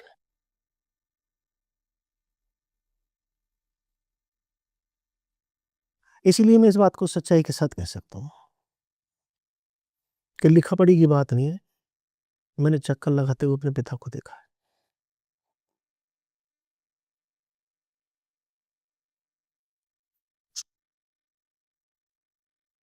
तो जब ऐसी चीज़ें वहाँ होती हैं, तो जो लोग साधक वहाँ बैठे होते हैं, वो उससे हाई इंटेंसिटी के साथ कॉन्टैक्ट करने की कोशिश करते हैं। भावनात्मक संबंध बन जाता है, तो चूँकि वो पावर में होती है, देह छोड़ चुकी होती है, सूक्ष्म जगत से उसका संबंध बन चुका होता है और जाने की तैयारी हो चुकी होती है। ऐसे टाइम पे किसी ने उसको रोक लिया, अपनी प्यार से, मोहब्बत से, हो गई वो उसकी। और उनके साथ रहती है फिर? रह भी सकती है, उसकी शक्तियाँ उससे कनेक्ट भी हो सकती हैं। जितनी बातें आप पॉडकास्टों में करते हैं, देखते हैं, सुनते हैं, वो सब कुछ सच है। करने वाले लोग कम हैं, वो दिखावा नहीं करते हैं। मैं थोड़ा-सा सॉरी भावुक इसीलिए हो गया कि जब आत्मा के चक्कर लगाने वाली बात आई थी ना, बड़े भाई साहब को पता है, उस वक़्त मैंने कहा था, मैंने कहा देखो पापा जी चक्कर लगा रहे हैं, वो ऐसा बोल रहे हैं कि तुम घर जाके ये काम कर लेना और परसों से दुकान खोल लेना, बेटा 12 दिन दुकान बंद मत रखना। तो जब मैंने ऐसा खुद ने देखा, तो मैं तो ये नहीं कह सकता कि मैंने शमशान साधना किया, मैंने फलाना काम किया, दो ढिकाना काम किया। मैंने तो अपने पिता के साथ संवाद कायम किया, उसके लिए मैंने कोई साधना सिद्धि नहीं की। मुझे स्वतः ही दिखे, क्योंकि मेरा बचपन से उनके प्रति बड़ा लगाव था। मेरी मम्मी तो मेरी छोटी उम्र में उनका देवलोक गमन हो गया, तो पिता का दादा-दादी का ही साया था। तो पिता से बड़ा लगाव इसलिए था कि पिता ने बचपन से ज्ञान की बातें सिखाई। मेरे जीवन में पहली किताब उन्होंने जब मैं 6 साल का था मेरे हाथ में दी थी, बेटा पहली किताब पढ़ना जीवन में चाणक्य नीति। जब मैंने वो चाणक्य नीति पढ़ ली, तो जब मैं 8 साल का हुआ, जब मेरे दादाजी ने मेरे हाथ में पकड़ाई चंद्रकांता और चंद्रकांता संतति कि बेटा अब इसको पढ़। फिर मैंने कहा, हम लोग दादा बोलते हैं नॉर्मली, मारवाड़ियों में बोलते हैं दादा, जीजी, काका, भाभी। मैंने कहा दादा इसके बाद कि बस इसके बाद दुनिया का कोई शख्स तुझे लूट नहीं पाएगा, और यहाँ से तू सीख जाएगा कि किसी अपने पर भी विश्वास नहीं करना। ये मेरे जीवन की 2 पहली किताबें हैं, और आपको जान के खुशी और आश्चर्य होगा। अच्छा सर, एक बात और करते हैं, थोड़ा से अलग डाइवर्जन में आते हैं। आपने 2 वॉच पहन रखी है, हाँ जी। दोनों हाथों में पहन रखी है। जी। एक बार आप दिखाओगे ऑडियंस को ऐसे? और क्यों पहन रखी है? 2 वॉच किस लिए है?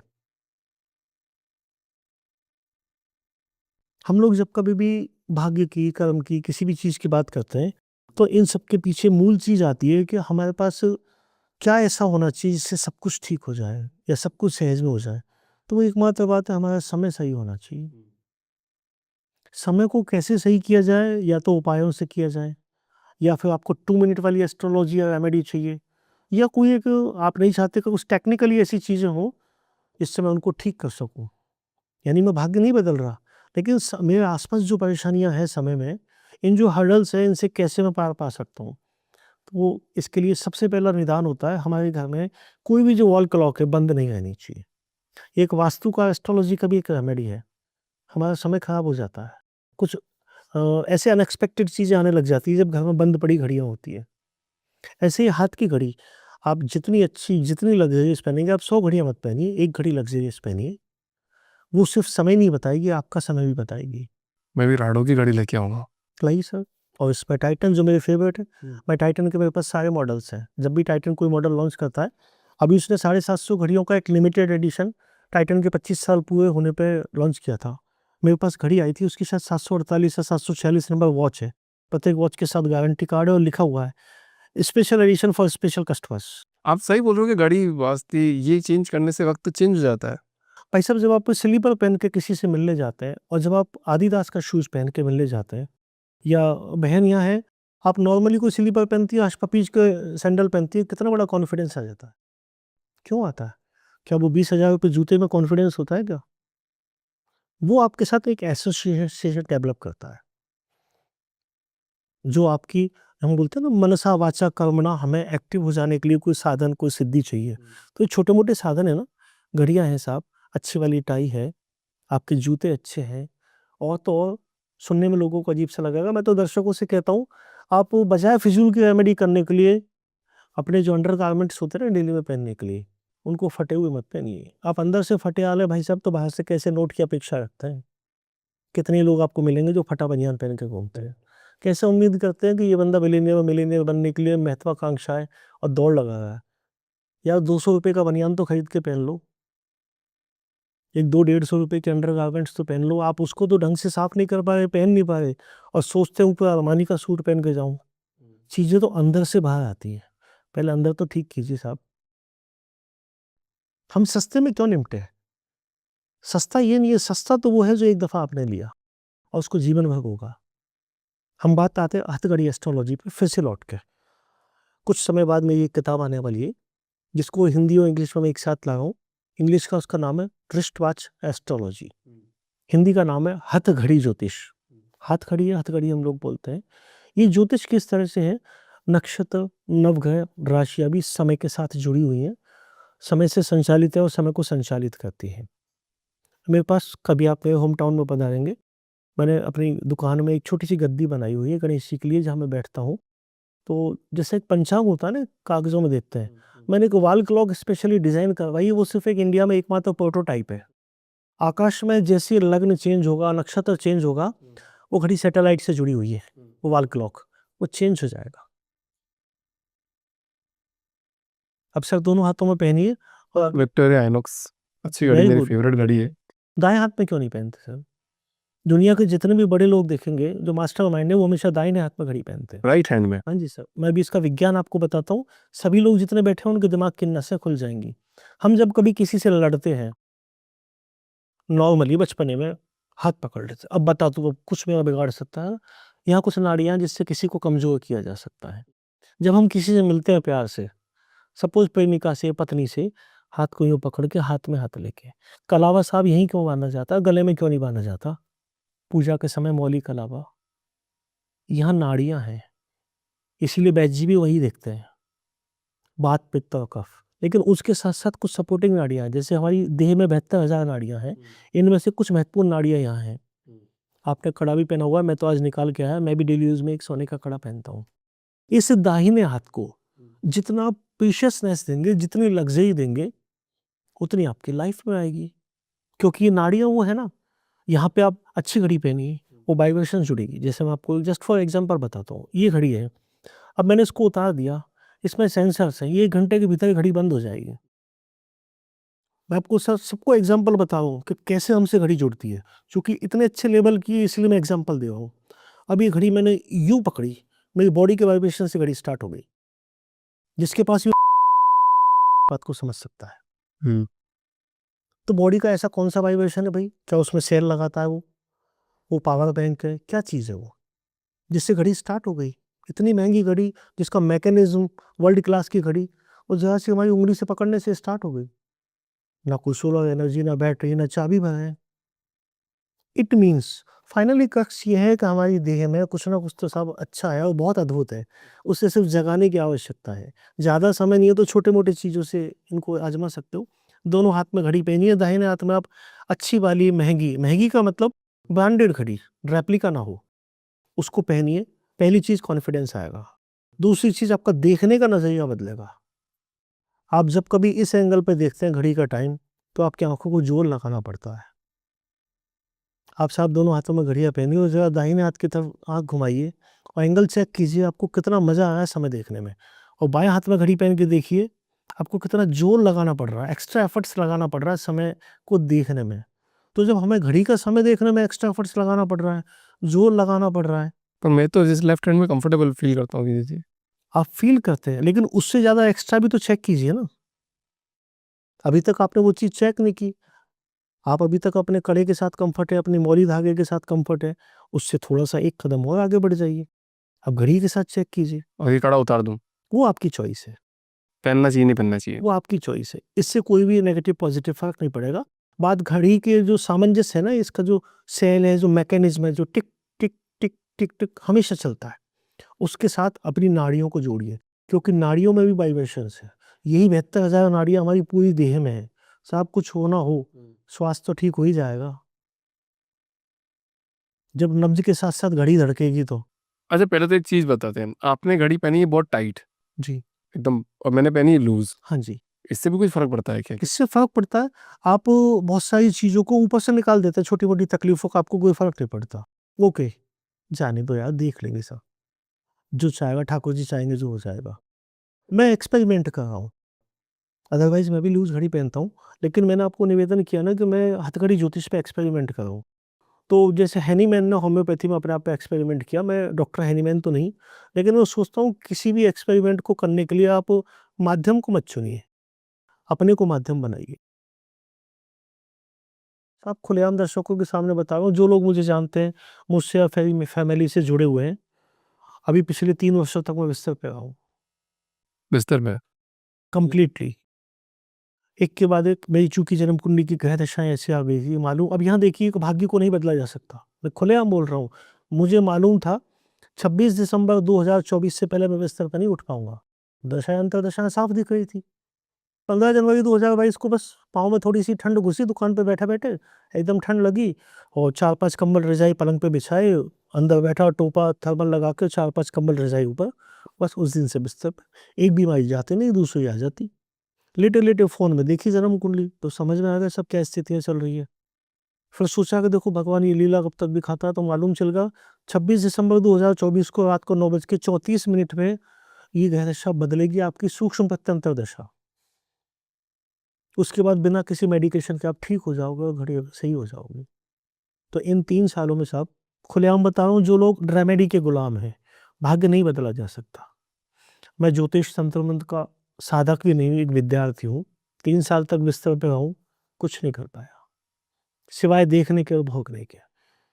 जितना जान सकता था, जितना कर सकता था, सब कुछ करने की कोशिश की रेमेडी।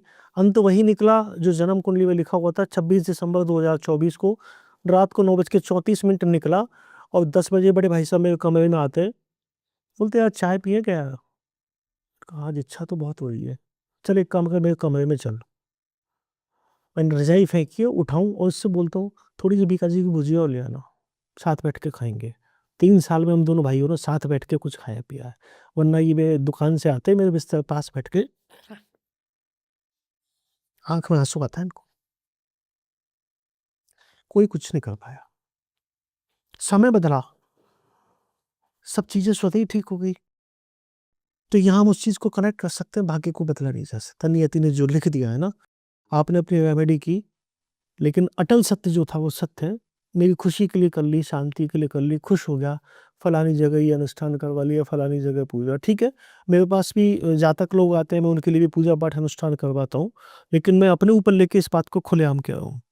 राइट। मैं सर मैं कुछ थोड़े दिन पहले ही बता रहा हूँ, मेरे को तो ये सपना आ रहा था कुछ दिन पहले कि यार मैं भी बहुत कुछ करना चाहता हूँ, पर कुछ कर ही नहीं पा रहा हूँ, कुछ हाथ में ही नहीं है, कुछ भी मतलब एक्सप्लोर नहीं कर पा रहा हूँ, ये नहीं कर पा रहा हूँ, वो नहीं कर पा रहा हूँ, और कुछ कभी ऐसा लगता है कि वो चीज़ होल्ड करी हुई आपकी बात को बड़े भाई इंटरप्ट कर रहा हूँ, जो आपका गिफ्ट का बिजनेस है ना, आप चाहते हैं हर चीज़ जैसा बहुत बड़े लेवल पे हो जाए, एक ब्रांड बना के, गिफ्ट हाउस जो आपका बैंगलोर में है ना? लेकिन चाह के भी उस चीज़ को आप जब डेवलप तभी हो पाएगा जब समय उसका आएगा। आप कितनी कोशिश कर लीजिए, कितनी उसकी फ्रेंचाइज़ी बना लीजिए, कितने उसके लिए प्रोडक्ट मैन्युफैक्चरिंग कर लीजिए, चाइना से कॉन्टैक्ट कर लीजिए, लेकिन समय आते ही आप रज़ाई ओढ़ के बैठे रहिए साहब। मैं खुद इसका अनुभव हूँ, इसका गवाह हूँ। भाग्य जैसे ही अपनी अंगड़ाई लेता है ना, आपकी रज़ाई को खींचता है और कहता है, "ले बेटा, खड़ा हो जा, अब तेरी तैयारी कर ले काम की।" पता है ऐसा हो रहा है, वो बिजनेस को मैं ना तो मैं चला पा रहा हूँ ना बंद कर पा रहा हूँ, मैं सोच रहा हूँ कि बंद करूँ, आज बंद करूँ। त्रिशंकु आप बन गए ना, जबकि आप कैपेबल हैं सब कुछ करने में। कौन आपको बाँध रहा है? क्या किसी अब ने पता मैं वही सोचता हूँ चलिए, यहाँ हम एक बात पे आते हैं। आप सब लोग देखिएगा, मुझे लगता है किसी ने आपके ऊपर कुछ करवा दिया, मुझे आपकी आँखों में दिख रहा है। फँस गए आप। हम उन मुद्दों पे आते हैं आम आदमी के, फँस गए ना, क्योंकि आपने ये बात मुझे पॉइंट आउट कर दी कि ये भी हो गया, वो भी हो गया, मैं कुछ कर नहीं पा रहा हूँ। तो मुझे मौका मिल गया ना कि भई यही तो बात है जो तुम्हें मेरे उस तक खींच के लाई है। किसी ने इतना बड़ा तुम्हारे ऊपर काम किया है। अब ये 2 जो शब्द हैं ना, किसी ने कुछ करवा दिया, इसका जवाब दुनिया में किसी के पास नहीं है। एक तो वो किसी को ढूँढो, एक वो कुछ क्या है उसके बारे में शोध कीजिए, वो दोनों ही नहीं मिलेंगे आपको। यहीं से सेट हो जाएगा सर। वहीं से तो हमारी जेब से बड़ी कैंची चालू हो जाती है। भाई आपके पास कुछ होगा तो सामने वाला दंडवत करता हुआ आएगा। आपको नाच-नाच के गाने की ज़रूरत क्या है? वो शक्तियाँ खुद उसको खींच के लाएँगी कि भई हमारा स्थान वहाँ है, हम तेरी जो भी तेरा निदान है वहाँ करेंगे। जैसे भी मैं बागेश्वर बाबा के लिए बोल रहा कि मैं गढ़ा गया था, वो हनुमान जी में मुझे बड़ा अच्छा लगा, फीलिंग अच्छी आई, लेकिन छोटा-सा गाँव। मैंने कहा ठीक है, वो मेरी जो मुँह बोली बहन है, मैं उनसे कहा, मैं वो वाइकास जैन है। मैंने कहा बहन चलो, अब तो संध्या का समय हो गया, भोजन करेंगे। लेकिन बाद में जब ये चीज़ें देखी, तो कहीं भी कोई भी शक्ति कभी भी जागृत हो सकती है। आज हिंदुस्तान का सबसे बड़ा धार्मिक तीर्थ बन चुका है, जहाँ पे हिंदुस्तान में सबसे ज़्यादा भीड़ जाती है।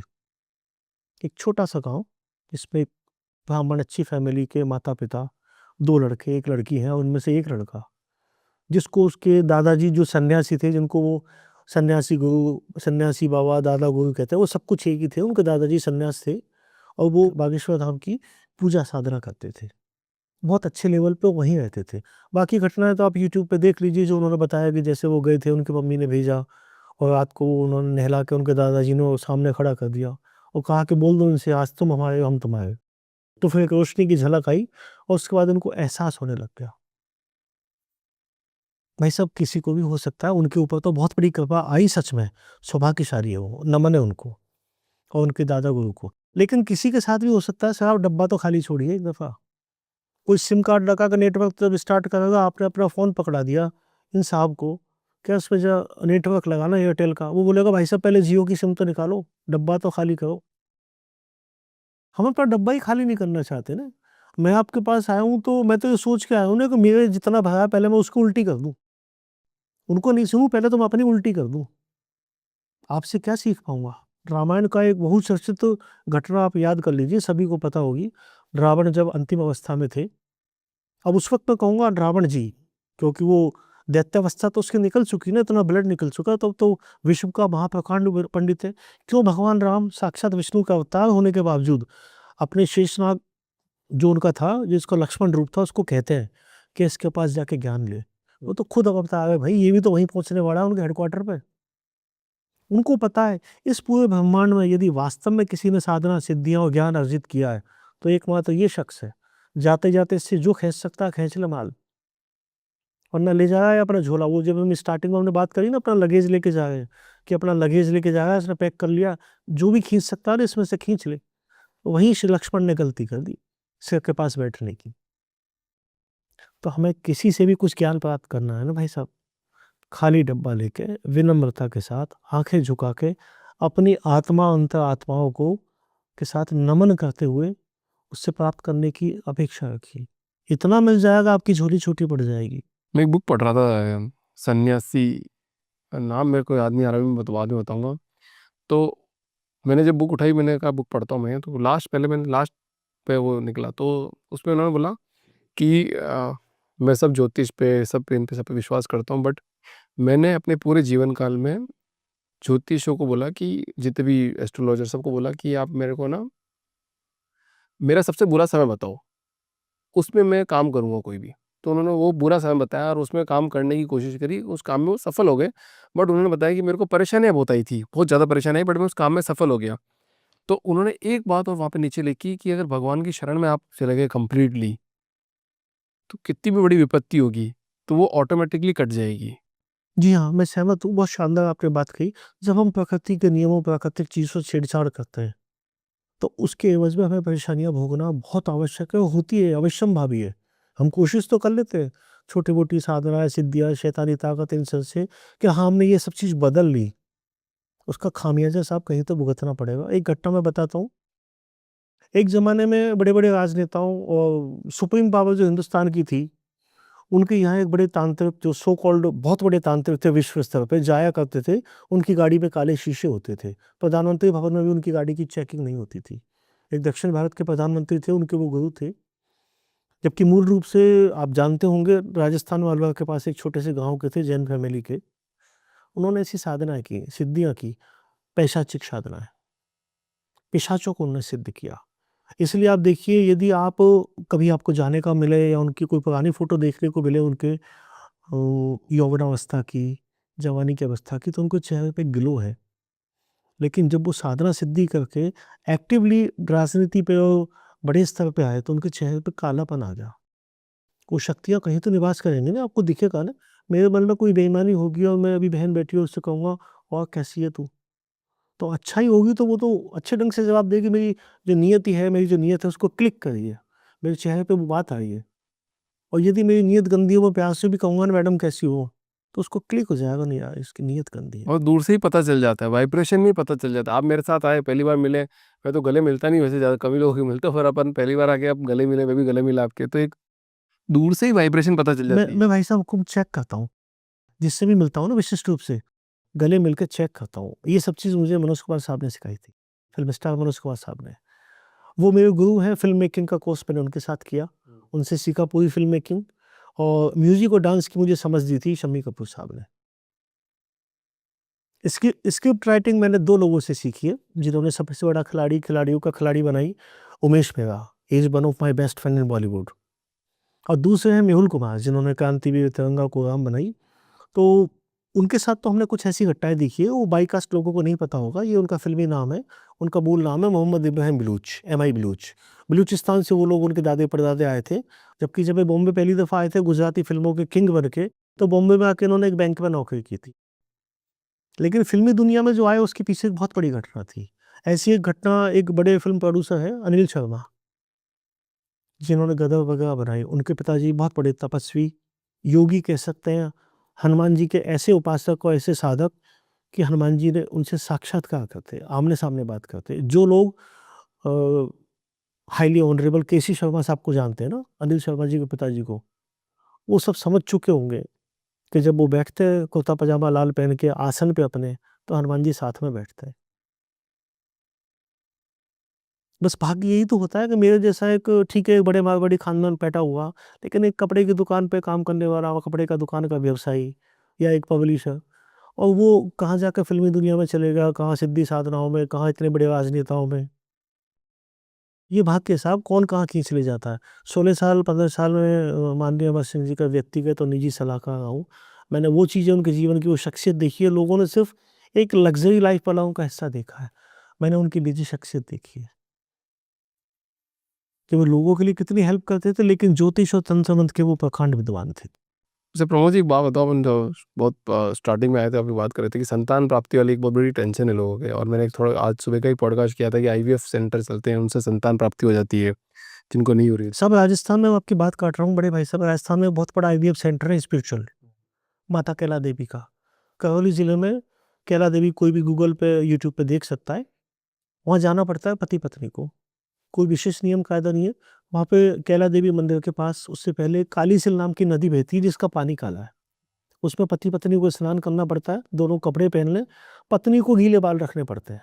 उन गीले बालों के साथ वो पैदल पैदल नंगे पाँव चढ़ाई चढ़ के मंदिर पे जाएंगी और हाथ में जो भी पूजा की थाली होती है, माता की चुनरी वगैरह होती है, उसके साथ बच्चे को, जो छोटे बच्चे को होने वाला पहना होते ही हम जो नजरा पहनाते हैं वो रखेगी, और 4 कड़े, चाहे वो सिंबॉलिक चांदी के हों, एल्यूमिनियम के हों, स्टील के हों या प्लास्टिक के हों, होते बच्चों को जब हम पहनाते हैं ना, वो सिंबॉलिक रूप से उसमें रखे, एक नारियल रखे, और इसके साथ जो भी दक्षिणा है वो उनकी इच्छा, उनकी श्रद्धा है।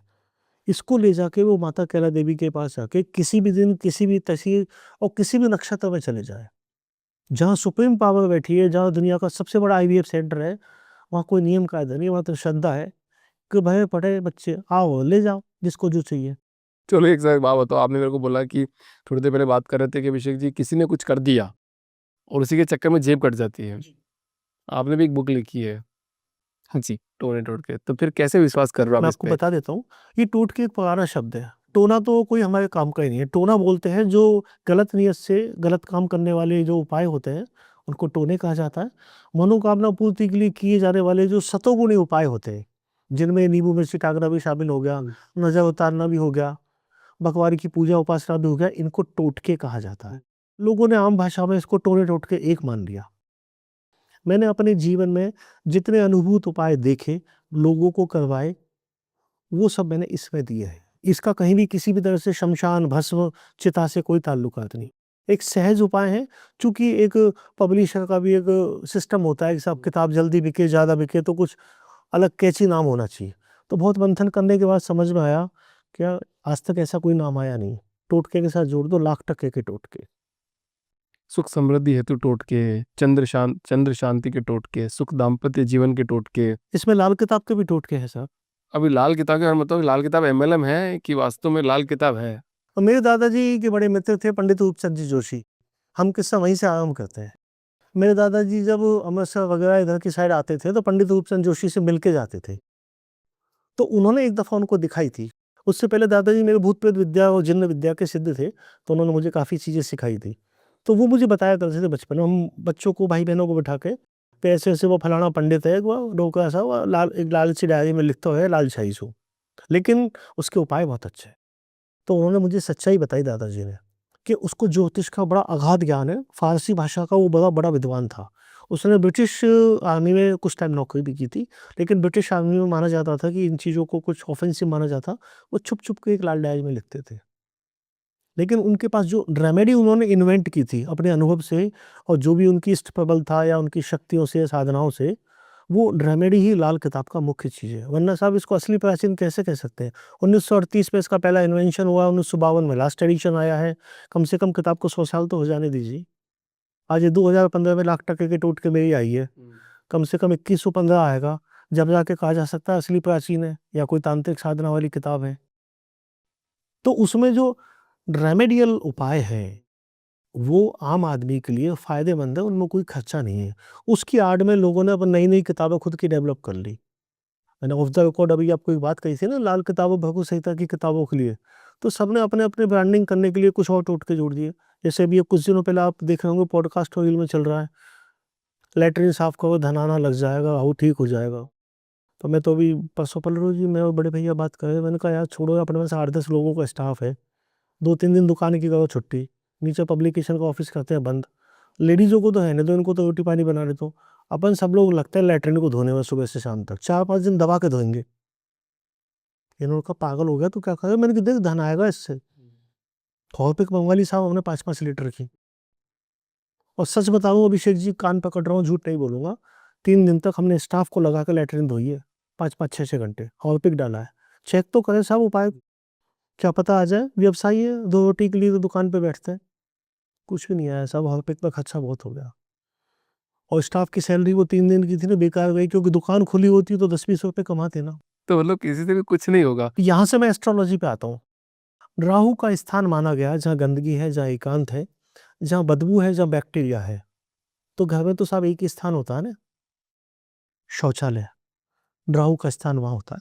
आप यदि शौचालय को नियमित रूप से स्वच्छ रखते हैं, तो राहु से जनित जो रोग, जो इल्यूजन, जो भ्रम, जो अशांति, जो बेचैनी, जो घबराहट, और जो आकस्मिक बाधा आपके जीवन में छोटी-मोटी आ जाती है, क्योंकि ये तो अचानकता का प्रतीक है, जीवन में आकस्मिकता देता है। तो टॉयलेट, शौचालय, आपका बाथरूम स्वच्छ रहने से, खुशबूदार रहने से, और वहाँ पे जो भी एंटिटीज़ हैं, नेगेटिव एंटिटीज़, वो प्रसन्न हो जाती हैं। वो कहती है ठीक है, अब जाओ यार मज़े करो। तुमने हमारे लिए बढ़िया बेडरूम, बढ़िया जन्नत बना दी। इतना सा उपाय तक तो ठीक है, वरना ऐसे लग जाओ तो मैं तो साहब हँसी की बात आप भी हँसेंगे कि 3 दिन दुकान बंद करके स्टाफ को लगा दिया। अच्छा, किसी को भी अपनी मनोकामनाएँ पूरी करनी हो, मतलब कि मुझे दिल की बहुत मेरी ये है, ऐसा है, तो पहले कहाँ जाए? पहला सवाल। और दूसरा सवाल, क्या एस्ट्रोलॉजी से ये पता लगाया जा सकता है कि यार अभिषेक व्यास या अभिषेक व्यास, जो भी अभिषेक व्यास है पूरी दुनिया में, उसका एक भविष्य किस डायरेक्शन में जाएगा और वो उसमें सक्सेस होगा नहीं होगा? निश्चित रूप से बहुत अच्छा सवाल है, और एस्ट्रोलॉजी का सही सदुपयोग ही यही है कि आपकी जन्म पत्री आपको गाइड का काम करती है। देवानंद वाली नहीं, जीवन की गाइड। आपको डायरेक्शन देती है कि यदि आपको मंजिल प्राप्त करनी है, तो बजाय ये बाईपास पे जाने के आप एक्सप्रेस पे पकड़िए, 6 लेन वाला पकड़िए और स्ट्रेट चलते चले जाइए। आपको कोई स्पीड ब्रेकर का कोई हर्डल्स नहीं मिलेगा, क्योंकि आपको properly direction according to your planet position दिया गया है। ये तो हुआ जन्म कुंडली का सही सदुपयोग। मेरे पास बच्चे हमारे आसपास के लोग आते रहते हैं, अंकल 9th पास कर ली, 10th कर ली, 11th लूंगा, क्या सब्जेक्ट लूँ? बहुत अच्छी बात है, मुझे बड़ा अच्छा लगता है बच्चे आते हैं। कोई ऐसे आते हैं हमारी बहनों वगैरह के, यार मामा बता देना कौन सा सब्जेक्ट लूँ। मैं अपने एक भांजे की बताता हूँ, अभी इन दिनों वो सीए भी है। उसके भाग्य में सीए के लिए उसने बहुत प्रयास किया, 3-4 दफ़ा वो फाइनल में रह गया। उसके भाग्य में पहले होटल लाइन लिखी थी, और मैं उससे बोल रहा यार तू पहले होटल लाइन को क्लियर कर ले, सीए तो तुझे डिग्री मिलनी है, कभी मिल जाएगी। यार मामा मैंने अपनी ज़िंदगी झोंक दी इसमें। ठीक है भाई, कर ले तू। 3 दफ़ा 4 दफ़ा फेल हो गया, याद है क्या मज़ा आया। इसी बीच में हमने लोग हौज खास विलेज में विदेशियों के लिए एक होटल खोल रहा था, जयपुर हाउस नाम से। अब उसको दिल्ली में रहना था। मैंने कहा यार तू बेटा दिल्ली शिफ्ट हो जाएगा, अपना होटल संभाल लेगा। हाँ मामू कोई दिक्कत नहीं। ठीक है, संभाल लिया। 2-3 साल बढ़िया चलाया। अब उसके बाद वो कहता है मैं फाइनल नहीं करूँगा। अपन ऐसा करते हैं पहाड़गंज में एक और ले लेते हैं। मैंने क्यों, क्या हुआ? नहीं नहीं यार, जो का कान पकड़ता हूँ, जन्म कुंडली आपकी एस्ट्रोलॉजी सही है। मैं नहीं बेटा, मैं मेडिकल स्टोर वाला हूँ। भगवान रूपी डॉक्टर ने जो प्रेस्क्रिप्शन तुझे लिखा ना, मैंने तुझे डिकोड करके बता दिया बस, कि तुझे सिर्फ डिग्री मिलनी है। हाँ, उससे छोटा मोटा जॉब कर लेना। जब वो उसने 3 साल होटल में निकाल लिए, जब उसका सही समय आया, फिर उसने कहा मामू अपन पहाड़गंज में एक ले लें। मैं नहीं, अब चलो बैक टू पवेलियन, अब करेंगे सीए की डिग्री। क्या क्या पागलपने की बात है, मैं तो सब भूल गया, अब तो सिलेबस चेंज हो गया। मैंने बेटा समय आ गया है, रजाई ओढ़ के अपने घर में सो जाना, सीए की डिग्री तेरे हाथ में आएगी। आज सब ठाणे की एक बहुत बड़ी कंपनी में वो, उम्र में छोटा है लेकिन अकाउंट्स डिपार्टमेंट का हेड है, एक बिल्डर के यहाँ। ऑन रिकॉर्ड बोल रहा हूँ, यदि वो देखा होगा, सुन रहा होगा, तो आज उसका जन्मदिन मेरे है। भी बात करेंगे, मैं बाद में कैमरा रिकॉर्ड करके आज आज बताऊँगा उसका सर आज को। उसका जन्मदिन है, वो देख के बड़ा खुश हुआ होगा। मेरी भी बात बताएँगे सर, तो फिर मैं कैमरे में सब ऑडियंस को बताऊँगा कि सच बोल रहे हैं, झूठ बोल रहे हैं। अच्छा, एक बात बताओ सर, इतनी बड़ी माला लाए हो आप, क्या है सर ये बताओ? माला पहन के घूमेंगे क्या हम लोग? आप नहीं घूमिए, लेकिन ये एक साधन है। ये इसमें एक स्टोन है, इसको टाइगर स्टोन कहा जाता है। Tiger stone? जी। संस्कृत में इसका नाम है व्याघ्राक्ष मणि। व्याघ्राक्ष मणि का मतलब है व्याघ्र जो बाघ होता है उसकी आंख जैसी मणि। इंग्लिश में इसका नाम है पॉपुलर नेम टाइगर स्टोन।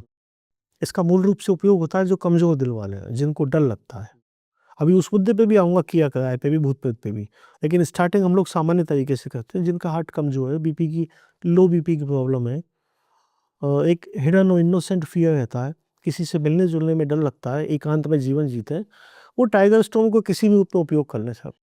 अंगूठी में पहन लें, माला पहन लें, हाथ में जेमलेट पहन लें, गले में पेंडेंट पहन लें, और कुछ भी समझ में ना आए, आप पहनना यकीन नहीं रखते, एक अच्छी क्वालिटी का टाइगर स्टोन लीजिए, 1 गिलास पानी में 1 घंटे रखिए, काँच के ग्लास के पानी में, टाइगर स्टोन को निकालिए, पानी पी लीजिए। इफ़ेक्ट तो उस स्टोन का वहाँ भी आएगा साहब। उस विज्ञान को आपको समझना आना चाहिए। सिर्फ़ नवरत्नों का कोई विज्ञान नहीं है। 157 स्टोन मैंने देखे हुए हैं, मेरे पास रखे हुए हैं। आप कभी मेरे यहाँ पधारेंगे, आपके सामने या नेक्स्ट टाइम मैं आऊँगा, 157 स्टोन आपके सामने रख दूँगा, और सबके आपको इफ़ेक्ट और महत्व बता दूँगा कि किसकी क्या इम्पोर्टेंस है। हम लोग तो सिर्फ़ नवरत्नों में अटके पड़े हैं। ऐसे स्टोन है साहब कि आप नेवी में हैं, लेकिन आपको पानी से डर लगता है। आप नेवी में नहीं है, लेकिन आपको स्विमिंग पूल में कूदने से डर लगता है। एक छोटा-सा स्टोन आता है साहब, उसको गले में या लॉकेट में चाँदी में पहन लीजिए, कोई सोने-वोने में भी नहीं पहनना। आपको पानी ऐसा लगेगा खेल, किसी को पाइल्स की प्रॉब्लम है, पाइल्स स्टोन आता है, पहन लीजिए, पहली स्टेज पे पाइल्स तो वैसे ड्राई पाइल्स तो आपकी ठीक ही हो जाएगी, ब्लीडिंग पाइल्स में आपको रिलीफ मिल जाएगा। ऐसी बहुत सारी चीज़ें, महिलाओं को मासिक धर्म या गायनोलॉजिकल समस्याएं होती है, उनका एक स्टोन आता है, उसका एक बड़े से बड़ा पीस चांदी में पहन लीजिए। मैं तो उसका सबसे ज़्यादा उपयोग अपने शहर में, अपने गांव में ऐसे करता हूँ, चूँकि हमारा खानदान बड़ा है, तो कोई ना कोई भतीजा, बहू, भतीजी या बेटियाँ, बहुएँ, उनकी प्रेगनेंसी, डिलीवरी चलती रहती है। अब उनको पता है अंकल मौजूद है, जब तक तो सीज़ेरियन होएगी नहीं। सर नाड़ी ज्योतिष के बारे में भी बात कर रहे थे आप, ये क्या चीज़ है? नाड़ी ज्योतिष ज्योतिष का एक प्राचीन विज्ञान है। भगवान शिव ने माता पार्वती, कार्तिकेय और गणेश के साथ बैठे थे, तो सप्तऋषि उनके पास पहुँचे, जिनमें महर्षि भृगु, अगस्त्य, वशिष्ठ वगैरह लोग थे। और उन्होंने, उस ज़माने में ऐसा होता था कि बड़े लोग अपने से अच्छे आध्यात्मिक लोगों के पास जाकर जन कल्याण के लिए उपाय पूछा करते थे। उन सप्तऋषियों ने पूछा कि भोलेनाथ, आपको सब कुछ पता है, जो पैदा हो चुके, जो हो रहे हैं, जो आगे होने वाले हैं, आपको तो उनका भविष्य पता है, लेकिन उनको कैसे मालूम चले कि जिससे वो उसके लिए संभल जाएँ, भाग्य बदलना है। तो भगवान भोलेनाथ ने कहा, ये संभव नहीं है भाग्य बदलना, जो मैंने लिख दिया वो अटल सत्य है। तो महर्षि अगस्त्य ने कहा कि भोलेनाथ, ये तो बता सकते हैं कि उन लोगों को मालूम चल जाए तो वो संभल के चले, पता पड़ जाए कि आगे एक्सीडेंट होना है, गड्ढा है, तो अपनी स्पीड को तो कंट्रोल कर सकते हैं, गड्ढे में तो गिरेंगे, चोट कम तो लगेगी। उन्होंने कहा, ये ठीक है, इस पे बात की जा सकती है। तो उन्होंने दुनिया भर के लोग जो पैदा हो चुके, जो हो रहे थे या होने वाले हैं, उनकी भविष्यवाणियां बताना चालू किया। सारे सप्तर्षि लिखने लगे भोजपत्रों पे। कालांतर में वो चीज़ें कहीं भृगु संहिता बन गई, कहीं अगस्त्य संहिता बन गई, कहीं वशिष्ठ संहिता, कहीं अरुण संहिता, वटेवर, बहुत सारी चीज़ें, लेकिन वो भोजपत्रों पे थी। वो चीज़ें गलने लगी। बैथेश्वरन कोयल के पुराने राजा हुए थे, उन्होंने जब इस चीज़ को देखा, वो इस चीज़ के प्रति बड़े अनुरागी थे। उन्होंने तमिल के कुछ अच्छे बच्चों और विद्वानों को इकट्ठा किया, और ये मैं उनसे मालूमात किया कौन सा ऐसा पत्ता है, उस ज़माने में तो पत्ते ही चलते थे, कागज़ नहीं थे, जो लंबे समय तक चल सकता है, जिनकी लॉन्ग लास्टिंग एज हो। तो मालूम चला ताड़पत्र एक ऐसा है जिसकी एज बहुत बड़ी है, भोजपत्र से भी ज़्यादा। तो उन्होंने ताड़पत्र की फिक्स पैरामीटर पे 1.5 या 2 इंची और लंबाई उसकी 10 इंची पट्टियाँ कटवाई, और उन पे सोने की पेन से, कलम से एनग्रेविंग करवाई, खुदाई करवाई, वो भविष्यवाणियाँ जो भोजपत्रों में लोप होती जा रही थी, लेकिन कूट तमिल लिपि में, पद्य में, पोएट्री में, ताकि किसी के हाथ भी पड़ जाए तो उसका मिसयूज ना कर सके, लेकिन जिस सही व्यक्ति के हाथ में पड़े वो उसको डिकोड करके सामने वाले का भविष्य बता दे। और वहाँ था सब कुछ थंब इम्प्रेशन से बताने का, अंगूठे से बताने का। जब वो अंगूठे की आप छाप लेते हैं, नाड़ी ज्योतिषी या नाड़ी रीडर के पास जाते हैं, आप जेंट्स से तो दाहिने अंगूठे की छाप लेगा, लेडीज है तो बाएं अंगूठे की छाप, इसके अलावा आपसे कुछ नहीं पूछेगा। उससे ताड़पत्र मिलाएगा, एक इंक्वायरी वाला ताड़पत्र आएगा जिसमें कुछ सवाल आपसे पूछेगा, आपको सिर्फ यस नो में जवाब देना है। ये नहीं कहना कि हाँ ऐसा हुआ था, वो भी हुआ, नहीं। वो पूछेगा आपका नाम ऐसे स्टार्ट होता है, यस। आपके पिताजी का नाम कैसे स्टार्ट होता है, नो। ये नहीं कहना नहीं वो तो सुगन चंद जी है, वो तो कालू राम जी नहीं है, नहीं, यस और नो बोलना है। जैसे एग्जैक्टली सारे सवाल पूरे होते हैं, मालूम चल जाता है कौन सी गड्डी का ताड़पत्र आपका है। उसको निकालेगा, उस तमिल जो कॉम्प्लिकेटेड तमिल है उसको डिकोड करके उस पद को ट्रांसलेट करेगा हिंदी और इंग्लिश में। तब आपको मालूम चलेगा आपका जन्म समय, आपकी जन्म तारीख, आपका जन्म स्थान, जन्म के समय आपकी जन्म कुंडली, ग्रहों की स्थिति, प्लस आपका पूरा नाम, आपके पिताजी का पूरा नाम, आपकी माता का पूरा नाम, कितने भाई बहन हैं, आपकी शादी हो गई तो पत्नी का नाम, सास ससुर का नाम, आप क्या व्यवसाय करते हैं, ईच एंड एवरीथिंग उसमें आ जाता है। और जब तक आप इस पृथ्वी पे हैं, जब तक आपके साथ किस किस उम्र में क्या क्या घटना होगी। साथ में यदि अगस्त ऋषि ने वो पूछी है ताड़पत्र में, तो ये भी मालूम चल जाता है कि आपका इष्ट देवता जिससे आप फायदा लेना चाहते हैं अलग से, वो कौन होगा। तो आपके ताड़पत्र में आ जाएगा कि महर्षि अगस्त कार्तिक भगवान को प्रणाम करते हुए इस चीज़ को लिख रहे हैं। तो समझ लीजिए, भले आपके हनुमान जी इष्ट देवता हों, लेकिन आपको फायदा एक्स्ट्रा उठाना तो कार्तिक से उठाना है, कार्तिकेय से, क्योंकि वहाँ आपको हिंट दे दिया गया है कि माता पार्वती के चरणों को छू के आपके भविष्य की बातें बताई जा रही है। तो समझ लीजिए, भूल जाइए भोलेनाथ को, राम राम कर ली, भोलेनाथ ओम नमः शिवाय कर ली, लेकिन आपका टारगेट है माता पार्वती। हिंट दे दिया गया आपको। उसके बाद आपकी भविष्यवाणियाँ बताई जाती है, जो ऑन रिकॉर्ड करके दी जाती है। मैंने 100 से भी ज़्यादा जगहों पे घूमा हूँ, और लगभग 100 जगह की रिकॉर्डिंग मेरे पास मौजूद है, जिसमें मेरे विषय में स्पष्ट रूप से बताया गया है। मेरा नाम भी, मैं ऐसे व्यक्ति के साथ भी गया था जिसका नाम विक्टर था, यूरोप से वो बंदा आया था, मैं होटल में रुकता था हौज खास विलेज वाले में, उसका नाम विक्टर उसमें आ गया। मैं एक जगह बैथीश्योन कॉल में बैठा था, चाइना से एक लेडीज आई थी, चाइनीज नाम उसमें आ गया साहब, अब इससे ज़्यादा क्या कहेंगे। कुछ ना कुछ तो है जो ऊपर है साहब, यूं ही आसमान टिका हुआ नहीं है बिना खंभों के। मतलब वो तो पूरी पृथ्वी से घूम रही है, तो बिना चीजों के तो नहीं घूम रही, कुछ तो है ही। कुछ तो है ना जो बिना खंभों के अपन आसमान बात टिका कर है, रहे हैं, यही अस्तित्व है, समझना पड़ेगा लोगों को। जिसको ओशो ने एक शब्द बाद में इस्तेमाल लिया था कि ये चीज़ एग्जिस्ट करती है क्या, कोई अस्तित्व है क्या। शुरू में वो भगवान कहते थे, ईश्वर का नाम लेते थे, बाद में वो अस्तित्व पे आ गए। अस्तित्व का मतलब जो मौजूद है, मौजूदगी का एहसास कराता है लेकिन दिखता नहीं है। बस वही अस्तित्व है, वही ईश्वर है, वही परमात्मा है जिसका आपको साक्षात दर्शन करना है। कोई मिट्टी के दीपक में अपने हाथ से कपास से बनी हुई बाती हो, शुद्ध गाय का घी हो, और तब आप माचिस की तीली जला कर बैठ जाइए, उस ज्योत को जरा गौर से देखिए, कुछ ना कुछ दिख ही जाएगा सब। निजी अनुभव होगा, गूंगे का गुड़ होगा, आप देख लेंगे, बता नहीं पाएंगे। सभी लोग, सबके सामने बोल रहा हूँ कि आपको देखना है कि भाई कुछ है क्या। उसको नाम कुछ भी लीजिए, पापा, अब्बा, डैडी, पिताजी। आज के इस पॉडकास्ट में अपन इतनी बात करेंगे, और मेरे को लगता है ऑडियंस जितना प्यार देगी, तो दूसरा, तीसरा, चौथा, पांचवा, छठा, जितनी आपसे ज्ञान ले सकते हैं, जितनी आपसे चीज़ें समझ सकते हैं, क्योंकि मैंने 2 घंटे में बहुत सारी चीज़ें समझने की कोशिश करी। बहुत सारी चीज़ें मेरे को उससे समझ में आ गई, क्योंकि मैं कुछ चीज़ों को रिलेट कर पा रहा हूँ। कुछ चीज़ें मेरे को थोड़ी अलग लगी, जो मैं थोड़ा अभी शायद और एक्सप्लोर करूँगा इन चीज़ों को आने वाले टाइम पे, धीरे धीरे धीरे, जैसे जैसे मैं लोगों से मिलता जाऊँगा, बात करता जाऊँगा, तो शायद मेरे भी ज्ञान के चक्षु थोड़े खुल जाए। और मैं पता आपसे चले इंटरप्ट क्या। करके एक बात कहना चाहूँगा, आप जब भी किसी विद्वान से पॉडकास्ट करें, एक दफ़ा इतना सा टटोल लीजिए उसका निजी अनुभव क्या कहता है। डेकोरम एक अलग चीज़ है। मैं भी टूल्स लेके आया, मैंने कहा ना कि हथियार साथ में है। मतलब सॉरी फॉर दैट, हथियार का मतलब ये माला, तावीज़, अंगूठियाँ, ब्रेसलेट वगैरह, इनको पहन के डेकोरम किया जाए, ये एक शुद्ध और सात्विक ढंग से सच्चाई पे बात की जाए। तो आपने कहा कि हम लोग सच्चाई पे बात करेंगे, कोई डेकोरम नहीं होगा आज। आज का मतलब ये है कि पहले कोई करते होंगे, लेकिन आप डेकोरम नहीं करेंगे यदि सच्चाई पे बात करना चाहते हैं तो। तो अब सच्चाई का मामला तो सब सफ़ेद पे आता है, इसीलिए सफ़ेद शर्ट चुननी पड़ी। करेक्ट सर, मैं ब्लैक पहनता हूँ लोगों से अलग।